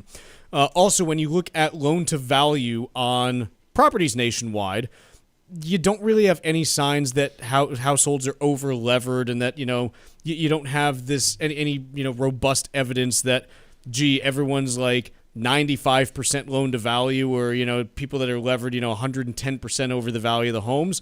Most people at this point, and this is again based on current pricing, are anywhere from a 40 to 70% loan to value ratio, and that means you've got plenty of cushion to absorb smaller price changes. But also, just based on where inventories are, prices aren't going to be moving nationally in the same direction. You have in large portions of Texas and Florida now, home prices falling from their peak. You do not have that really in any metro area in the Northeast. You do still get it in, some rural areas, but that's been unfortunately, the case for a little while now, just because of the movement away from rural areas in general. But there's nothing in the housing market to me that suggests nationally we have any kind of consistent problem or a market that is moving all in one direction. Yeah, we'll have to wait until unemployment starts to... Inevitably, there will be a recession. We don't try to forecast recessions here. Sure. It's generally foolish to do so. But there are strong indications of economic weakening, as everybody knows, and as we've been talking about. It'll be interesting to see what happens to some of those metrics, which look strong but are based on backward-looking or at the very least stale statistics, if indeed the economy softens. Let's take a quick break. When we return, we'll do a little bit of trivia, and then we'll be talking student loan payments after this. Tariff fever is in high gear. We've got the latest on what might be next and how long it might last, only here on the Financial Exchange Radio Network. Beneficiary planning and asset protection go hand in hand. Cushing & Dolan has a new guide out called How to Leave Assets to Beneficiaries, and it can help make your planning process smooth and easy. Leaving your assets to your children isn't as simple as it sounds, especially if they have problems of their own. If you're retired or nearing retirement, it's time to consider the best way to keep your assets in your family while avoiding significant financial consequences down the road. Call Cushing & Dolan right now at 866-848-5699 and get their new guide called How to Leave Assets to Beneficiaries. You'll learn which paths are the safest when it comes to protecting yourself and your children while avoiding unnecessary risks that can create substantial problems in the long run. That number again is 866-848-5699. Or you can request it online from our website, LegalExchangeShow.com. That's LegalExchangeShow.com. The proceeding was paid for and the views expressed are solely those of Cushing & Dolan. Cushing & Dolan and or Armstrong Advisory may contact you offering legal or investment services. Cushing & Dolan and Armstrong Advisory do not endorse each other and are not affiliated. Retirement planning is complicated enough without having a formal budget to help you maintain your lifestyle during your later years. This is Mike Armstrong from the Armstrong Advisory Group. Our new guide called How to Build a Retirement Budget was written specifically for this purpose. Our goal is to help take your financial concerns out of your retirement years. There are numerous issues to deal with when creating a retirement budget. Everything from understanding where your income will come from, to setting up a proper withdrawal strategy, to being able to remain flexible as market conditions change. This new guide offers structural guidance that may alleviate the pressures of creating your budget. You can request your copy right now by calling 800-393-4001 and ask for our new guide today. Once again, that number, 800-393-4001. The proceeding was paid for by Armstrong Advisory Group, a registered investment advisor. Nothing in the ad or in any Armstrong guide is specific financial, legal, or tax advice. Consult your own financial, tax, and estate planning advisors before making any investment decisions. Armstrong may contact you to offer investment advisory services. New Englanders love the Caribbean, and now there's a Caribbean travel channel available for you to learn all about Caribbean culture while you're planning your next trip to your favorite island.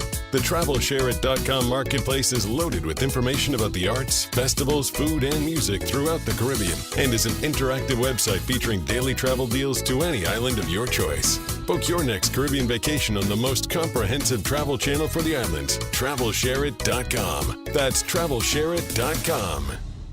This is Michael Valila, Adjutant of the Disabled American Veterans Department of Massachusetts. We focus on the people returning from service, not their specific illness or injury. Our number one goal is to make sure our veterans have the necessary services they need, be it physical, emotional, or financial, so that their transition can be seamless. You can help our great American heroes as well by making a donation today by visiting dav5k.boston. That's dav5k.boston. Let's talk LDL.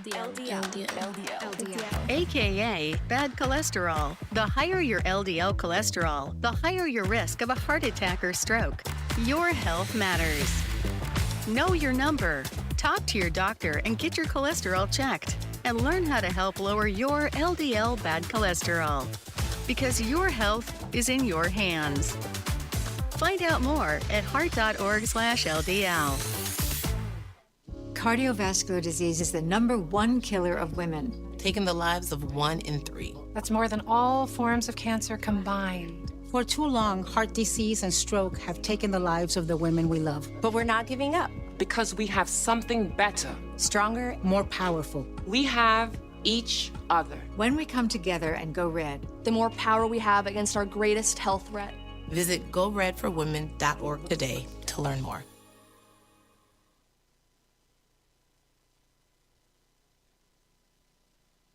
The Financial Exchange streams live on YouTube.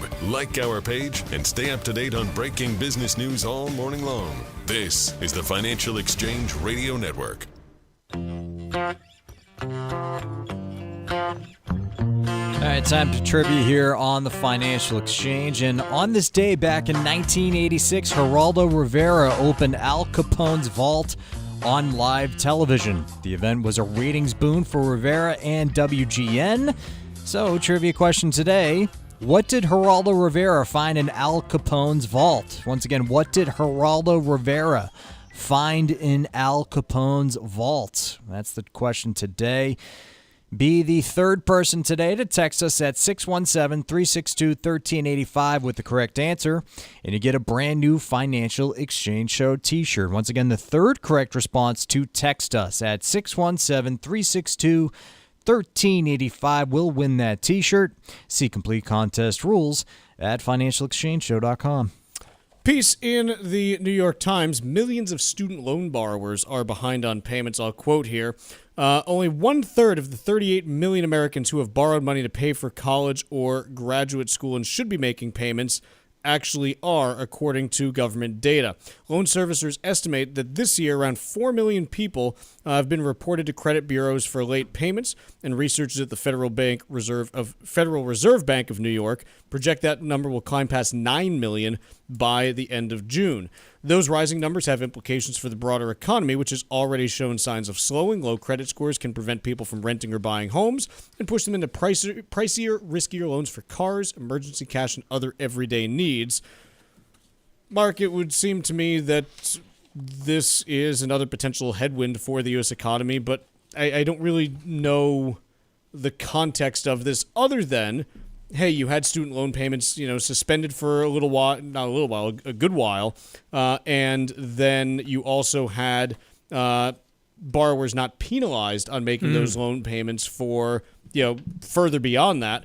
So now that you have, all of that coming together, it is another potential headwind for the U.S. Sure. I just don't know how to contextualize it in terms of the potential impact on the economy. No, but it is an example of how the economy was running on COVID stimulus and policy fumes to an unusual extent for even the past 3 years. You've said many times internally, and I'm sure here as well, that COVID made a lot of economic data difficult to use in traditional models and forecasts because it changed relationships. Spending was goosed by the stimulus packages that were passed by both Trump 1 and Biden. Biden's was bigger and contributed to inflationary pressures that were percolating up for several months. We all know that now. This is another example of how COVID policy goosed spending, continues to, even to this day, 2/3 of student loan borrowers who should be making payments are not. I can't put that in the 1/3 are not. 2/3 are. Only 1/3 who have borrowed actually are. Oh, 2/3 aren't. Yeah. No, I'm not. You're right to question me after my reporting. Oh, that's worse than I thought. A company that we weren't talking about in the last hour. No, that's bad. Yeah. So whatever. If it was 1/3, I'd be mortified. 2/3, I don't even know how to react. What are we going to do with these people? We've been carrying them since Trump won during COVID when student loan payments were suspended. Biden never figured it out. The current administration is now putting their feet to the fire, but they're not making payments anyway. You can never get out of a default. You can never get away, I should say, at least financially, in terms of financial consequences from a default on one of these suckers. This could be a drag, a minor one, arguably, but a drag for a very long period of time. Sorry, I don't have a good. No, I have no. What do you do answer with to these how people? you deal with you it. forgive these? I mean, You can't. Morally, you think that's repulsive. They're obligated. Well, but here's the thing. So if you look at this from the perspective of not only just how do we fix this now, but how do we make sure we don't get back here again in 5 years? Yeah. You can't, even if you said, okay, let's forgive the loans, and I'm not suggesting that you do. Even if you said, okay, let's forgive these, you're going to be right back here in 5 years because this is still how the college financial system is structured. Right. You're not fixing the actual root cause of the problem. Right. You're basically saying, hey, looks like you're bleeding there in your foot. We're going to put a bandage on it, not realizing that there's a bullet in your foot. And, you've got to actually deal with that before you put the bandage on. And so the root cause of the problem is that you have a bunch of money that is going towards colleges to pay for education that unfortunately is not actually resulting in incomes growing quickly enough to be able to pay back. That's the key point, yeah. That money.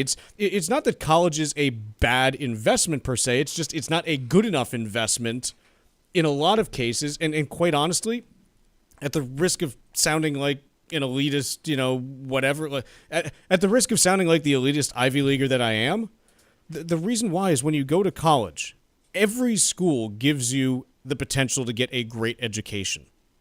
Every single one. You have smart professors at every single college out there. What you don't have at every single college is the network of people that are already making a boatload of money after college to help you get into good paying jobs after college. And that's the thing that they don't tell you on the admissions tour is they don't tell you that you can get a really good education anywhere as long as you put the work in. It's not, you have good professors. Colleges, the thing that's amazing to me about colleges, you can go to just about any college in the country, and you have world-class professors at just about all of them, and they're required to talk to you actually at office hours. They're required to have one-on-one time with you, and you can do that anywhere. And the secret is quite honestly, unless you can go to a top 25 school, find the cheapest college that you can go to, get the most out of it that you can, spend time with your professors, spend time learning and everything, and you'll generally come out ahead from people that are spending private, tuition payments to colleges that aren't at that ultra elite level. Back to wages for a second. I want to use this and make it a teachable moment for me. I'm thinking through it. I'm not trying to teach. I'm not qualified to. But I will say this. There are first best solutions and second best solutions. Another example is tariffs. If you want to encourage manufacturing, first best solution is you subsidize it or provide other incentives. Second best solution would be to tariff everything that's coming in. That's a blunt instrument, and it will have unintended consequences as we're now living through. If you want to allow people to afford higher education, and then pay it back, I guess, to your point, find ways of increasing their wages or otherwise making student loan debt more manageable, kicking the can, loan forgiveness. These are second best or maybe even third best solutions. They don't treat, as you were getting at with your analogy, the root of the problem. We seem to be suffering from a plague of second and third best solutions to things over the past few years, not getting at the root and therefore not solving any of these problems. So, yeah, I think ultimately you've got to solve the root cause of the problem, which is, hey, how do you actually get how do you get college to pay off the way that, it used to? Because quite honestly, for most of the 20th century, college did pay off really, really well in terms of actually building wealth. Today, you get the income boost still, but the extra, money that you're paying in loans eats through that and prevents you generally from saving as much as you would have previously. By the way, this data is all publicly available. The St. Louis Fed has a bunch of studies on this exact topic that are fantastic for trying to understand this. Let's take a quick break here. When we come back, we get the trivia answer next.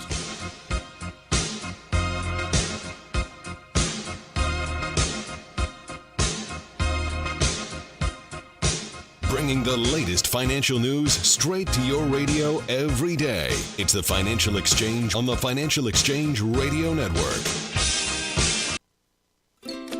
Consistently voted one of the top Caribbean destinations, the United States Virgin Islands is the perfect place for your next vacation. Whether you're looking for a romantic getaway, a long weekend with friends, or a family vacation, St. Croix, St. Thomas, and St. John have everything you need to enjoy that special time away from home. Take advantage of a variety of incredible promotions that are available right now. Go to visitusvi.com/promotions, where you'll find the details about all of these amazing experiences, including a stay at the Divi Carina Bay all-inclusive beach resort and casino on St. Croix. From the moment you arrive, you'll fall naturally in rhythm with the heartbeat of the islands. There's no money to exchange, and travel from New England could not be easier. Don't miss your chance to enjoy America's Caribbean paradise, the United States Virgin Islands. Head to visitusvi.com/promotions for more information and to book your trip today. That's visitusvi.com/promotions.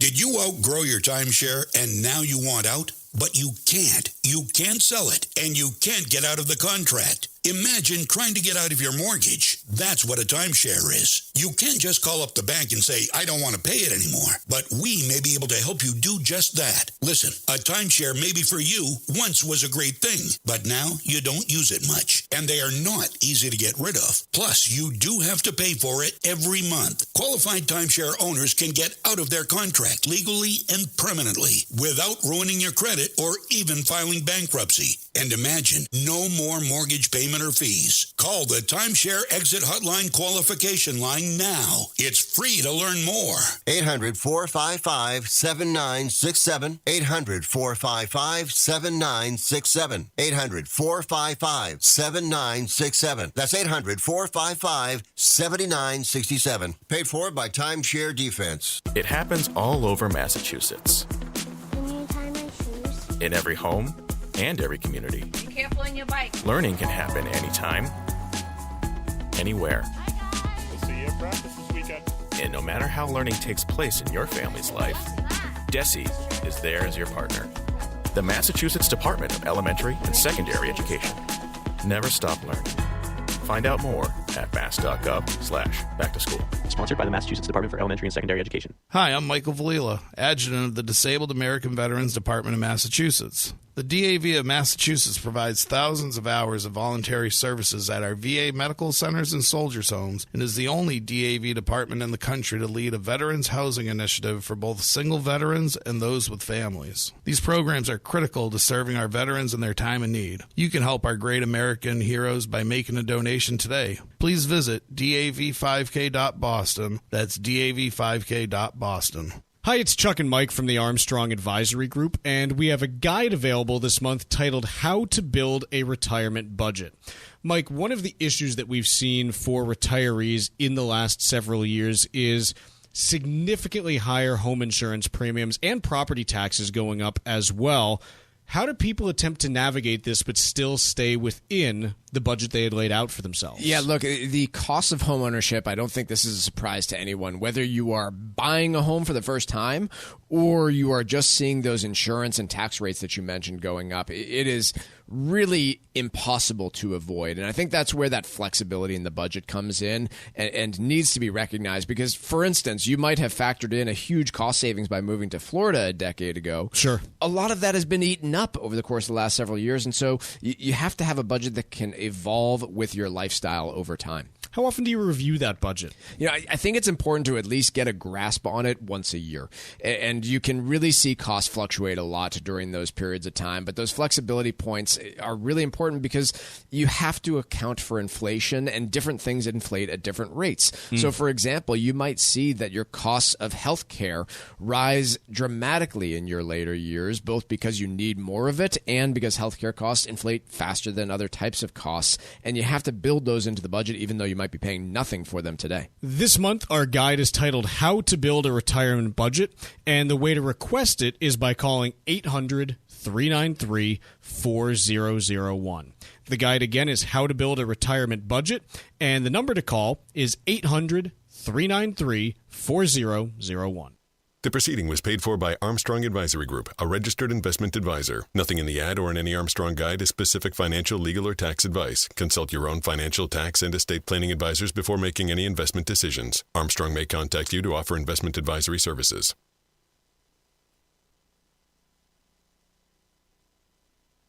The Financial Exchange Show podcast drops every day on Apple, Spotify, and iHeartRadio. Hit that subscribe button and leave us a 5-star review. You're listening to the Financial Exchange Radio Network.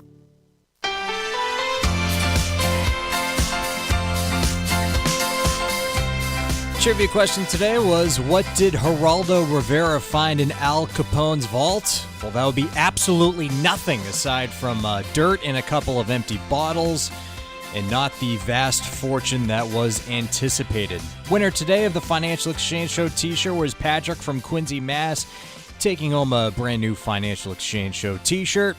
And we play trivia every day here on the Financial Exchange. See complete contest rules at financialexchangeshow.com. Piece of the New York Times today, will a federal judge break up Google?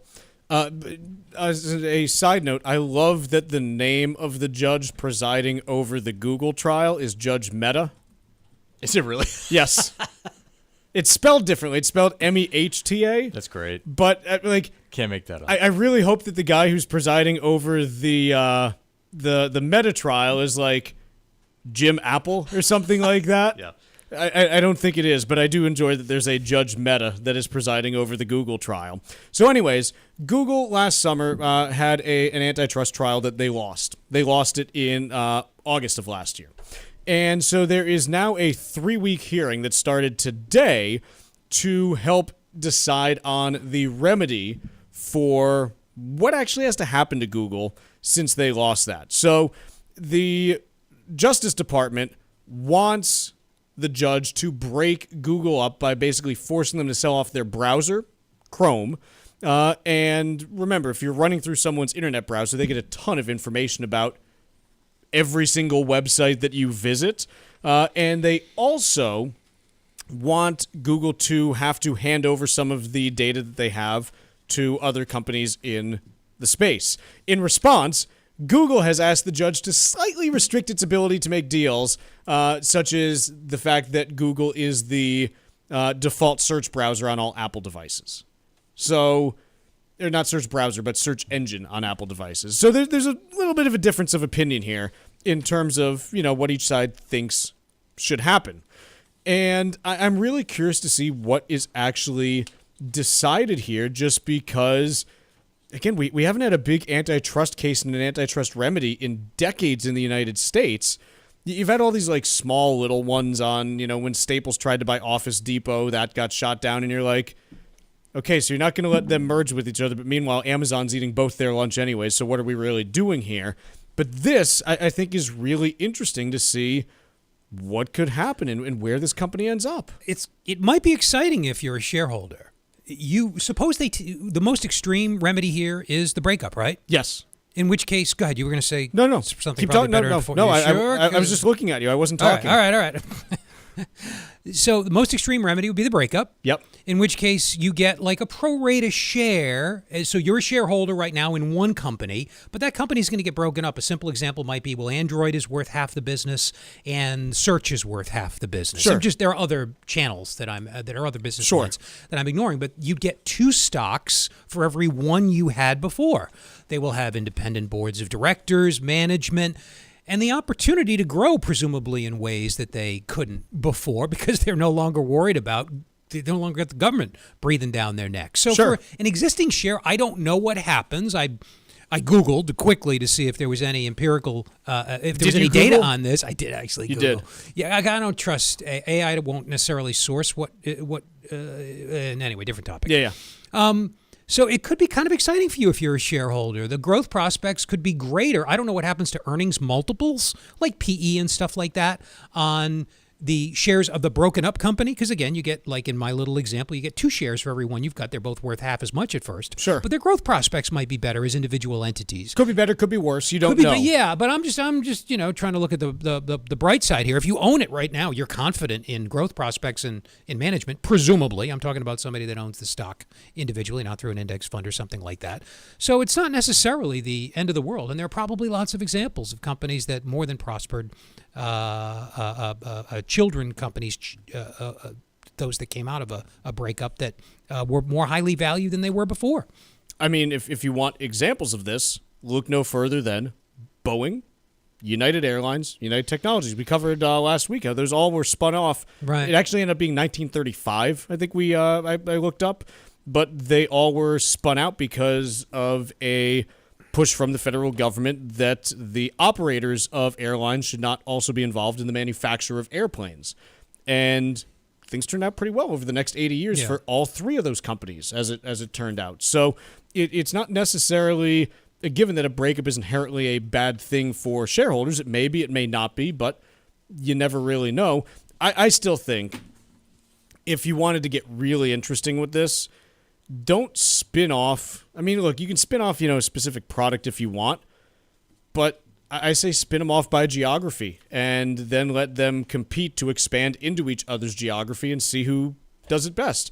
It's way harder to try to do that because I hear the listeners being like, Chuck, how are you going to spin off like Google Boston from Google like Raleigh Durham? And the answer is you just say, look, this is your selling area. You have to like segment your operations in the next year so that you're only selling in this area.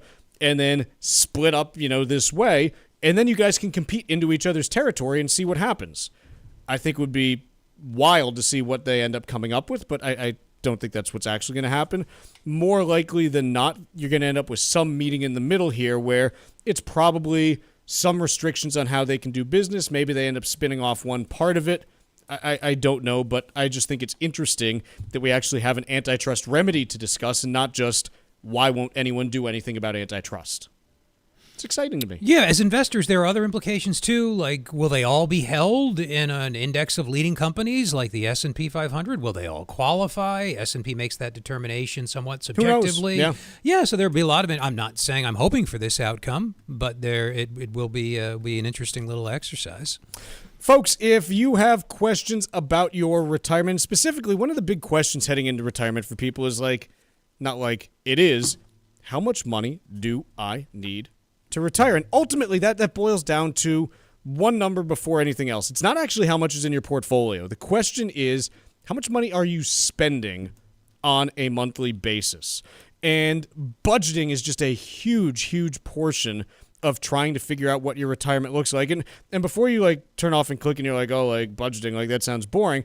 It's not trying to figure out like each and every expense necessarily, but more, hey, how much are you spending in general? What are you spending on that you like? What are you spending money on that, you don't really enjoy? And then trying to optimize for, hey, how can I spend more of my money on the stuff that I like? It's not always about spending less. It's how can I spend more on the stuff that I like? Because you want to do more of that. And how can I spend less on the stuff that isn't as important to me or that's just background noise?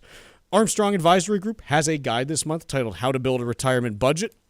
You can request it by calling 800-393-4001. That number again is 800 800-393-4001. The guide is titled How to Build a Retirement Budget. And again, you can request it by calling 800-393-4001. The proceeding was paid for by Armstrong Advisory Group, a registered investment advisor. Nothing in the ad or in any Armstrong guide is specific financial, legal, or tax advice. Consult your own financial, tax, and estate planning advisors before making any investment decisions. Armstrong may contact you to offer investment advisory services. Great piece in the Wall Street Journal titled Why It's So Difficult for Robots to Make Your Nike Sneakers. And this gets at one of the fundamental problems that robots have right now, which is... You guys big Wayne's World fans? Sure. Mark? Average Wayne's World fan, I guess. Okay, average Wayne's World fan. I'm the median. It's fine.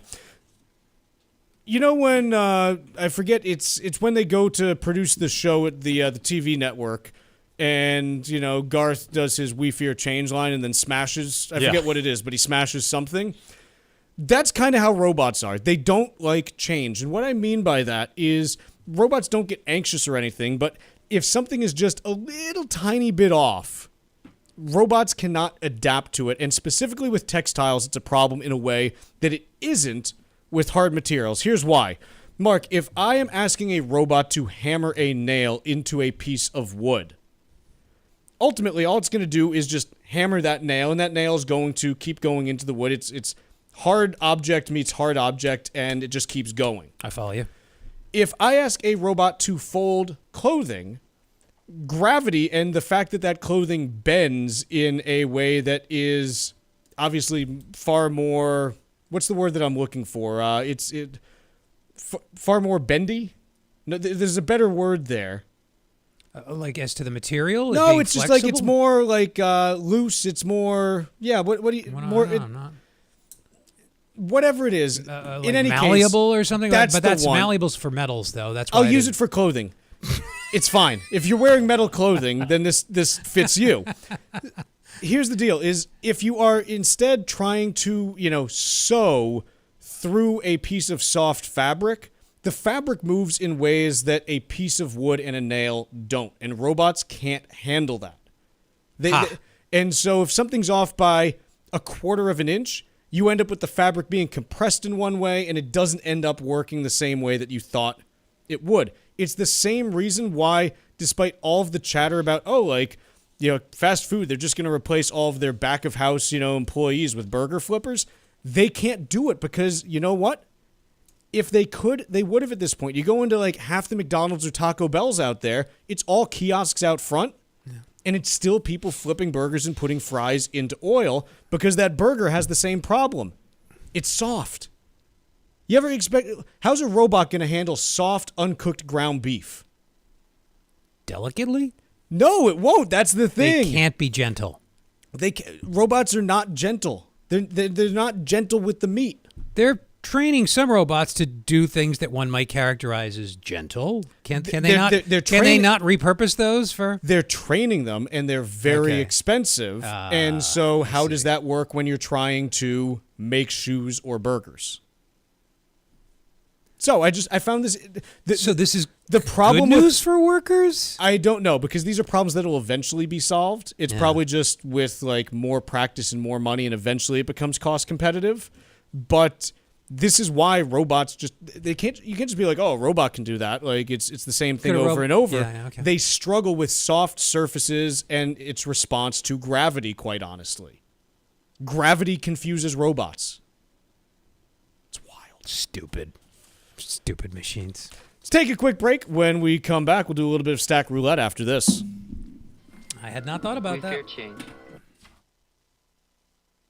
The global trade war is in full swing. How long will it last is anyone's guess. Keep it here for the most up-to-date information plus breaking news every day, right here on the Financial Exchange Radio Network. New Englanders love the Caribbean, and now there's a Caribbean travel channel available for you to learn all about Caribbean culture while you're planning your next trip to your favorite island. The TravelShareIt.com marketplace is loaded with information about the arts, festivals, food, and music throughout the Caribbean, and is an interactive website featuring daily travel deals to any island of your choice. Book your next Caribbean vacation on the most comprehensive travel channel for the islands, TravelShareIt.com. That's TravelShareIt.com. This is Michael Valila, Adjutant of the Disabled American Veterans Department of Massachusetts. We focus on the people returning from service, not their specific illness or injury. Our number one goal is to make sure our veterans have the necessary services they need, be it physical, emotional, or financial, so that their transition can be seamless. You can help our great American heroes as well by making a donation today by visiting dav5k.boston. That's dav5k.boston. Beneficiary planning and asset protection go hand in hand. Cushing & Dolan has a new guide out called How to Leave Assets to Beneficiaries, and it can help make your planning process smooth and easy. Leaving your assets to your children isn't as simple as it sounds, especially if they have problems of their own. If you're retired or nearing retirement, it's time to consider the best way to keep your assets in your family while avoiding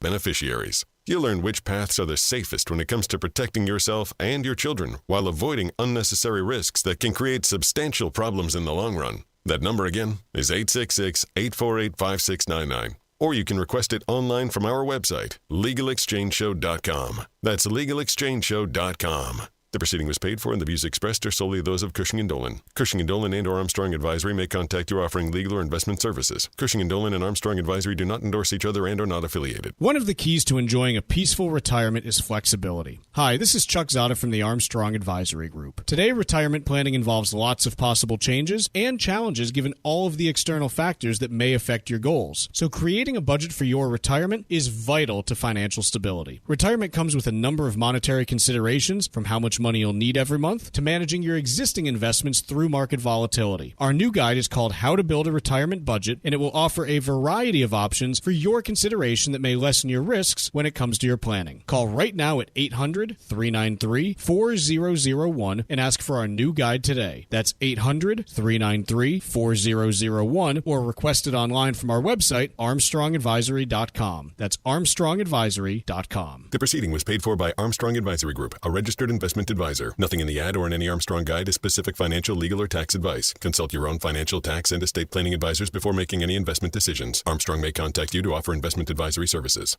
As a busy mom to 4 kids, my to-do list is full. Trying to fit in exercise, eating right, and prioritizing self-care can feel next to impossible. While we can't add more hours to the day, we do have a great resource to help.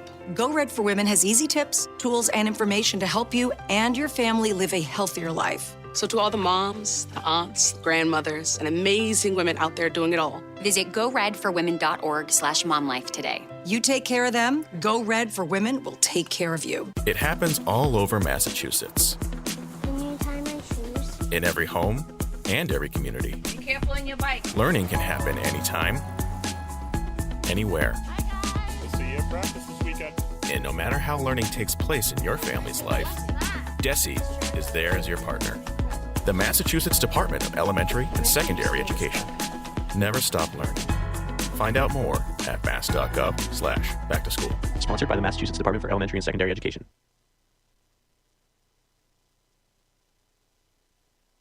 Find daily interviews and full shows of the Financial Exchange on our YouTube page. Like us on YouTube and get caught up on anything and everything you might have missed. This is the Financial Exchange Radio Network. This segment of the Financial Exchange is brought to you in part by the U.S. Virgin Islands Department of Tourism. The U.S. Virgin Islands are St. Croix, St. Thomas, and St. John, and they are the perfect place to take your next vacation. Enjoy spectacular beaches, world-class cuisine, and a wide variety of water sports. Don't miss your chance to visit America's Caribbean paradise, the United States Virgin Islands. Go to visitusvi.com for more information and to book your trip today. That's visitusvi.com. Mike, what do you got for me for Stack Roulette? Chuck, from the Financial Times, which comes out of London, but it's a widely read financial newspaper. It's like the Wall Street Journal for the world. Headline, U.S. thrift stores bank on a windfall from tariffs. I hadn't thought about this angle. I'll just read the first couple lines here. Thrift stores are betting that the pain that conventional retailers are expected to endure from tariffs will be their gain. Many are bracing themselves, of course, retailers are, for turbulent times, but resale is a rare industry in that their supply comes from non-tariffable, if you will, sources. And they list here the two big publicly traded retail entities. ThredUp is one, Savers Value Village is another. Their share prices are skyrocketing in anticipation of their relative advantage in an environment where everything becomes more expensive. I don't see how that doesn't spill over into what they sell. If the price of all these substitutes go up, then I guess your prices have to go up too. But at least they won't be forced to immediately pass price increases through. I'm going to read this headline from the New York Times. This is from last week, but we didn't have a chance to cover it just because things have been busy. Astronomers detect a possible signature of life on a distant planet. The planet is known by the name K2-18 lowercase b, and it orbits a star 120 light years away, which means we can't get there. It would take us a while, like beyond our lifetime. At least a few hours. But I'm going to quote here, a repeated analysis of the exoplanet's atmosphere suggests an abundance of a molecule that on Earth has only one known source, living organisms such as marine algae. Now, I can tell you, I talked to a buddy of mine who is an astrophysicist, actually. Of course. I do have one astrophysicist friend. You would. Everyone should. Like, we should all have one guy that we can run this by to be like, what do you think? His response was, literally, wouldn't bet the farm on it, probably wouldn't even bet a case of beer on it. So he kind of poo-pooed it. He was like, the evidence is there, but it's weak, so you don't really know because you can only glean so much from like analyzing light signatures from planets 120 million or 120 light years away. So unfortunately, he wasn't quite as optimistic as I was when I first read this piece.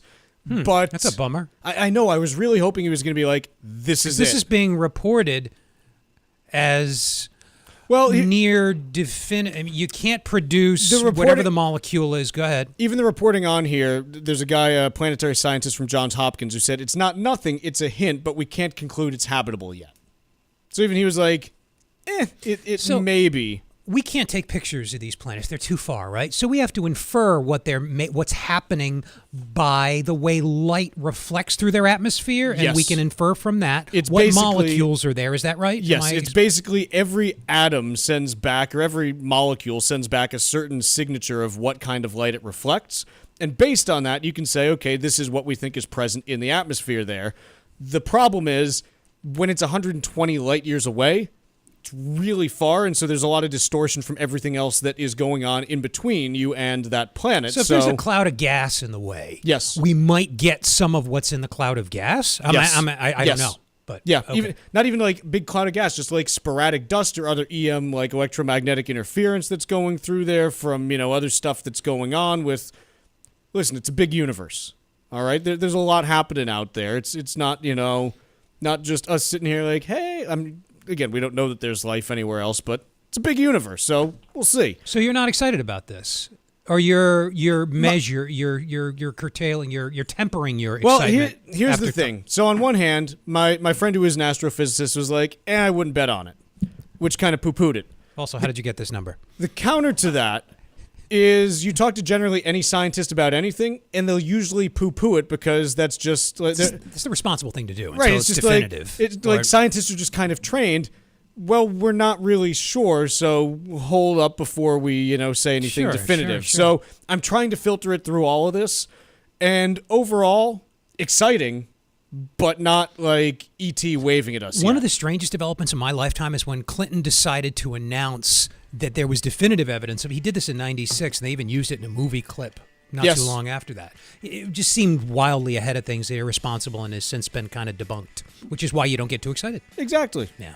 Markets remain in negative territory. The Dow's off 1,094 points. The S&P's down 154. NASDAQ down 530. So another tough day in markets. We'll be back tomorrow on the Financial Exchange.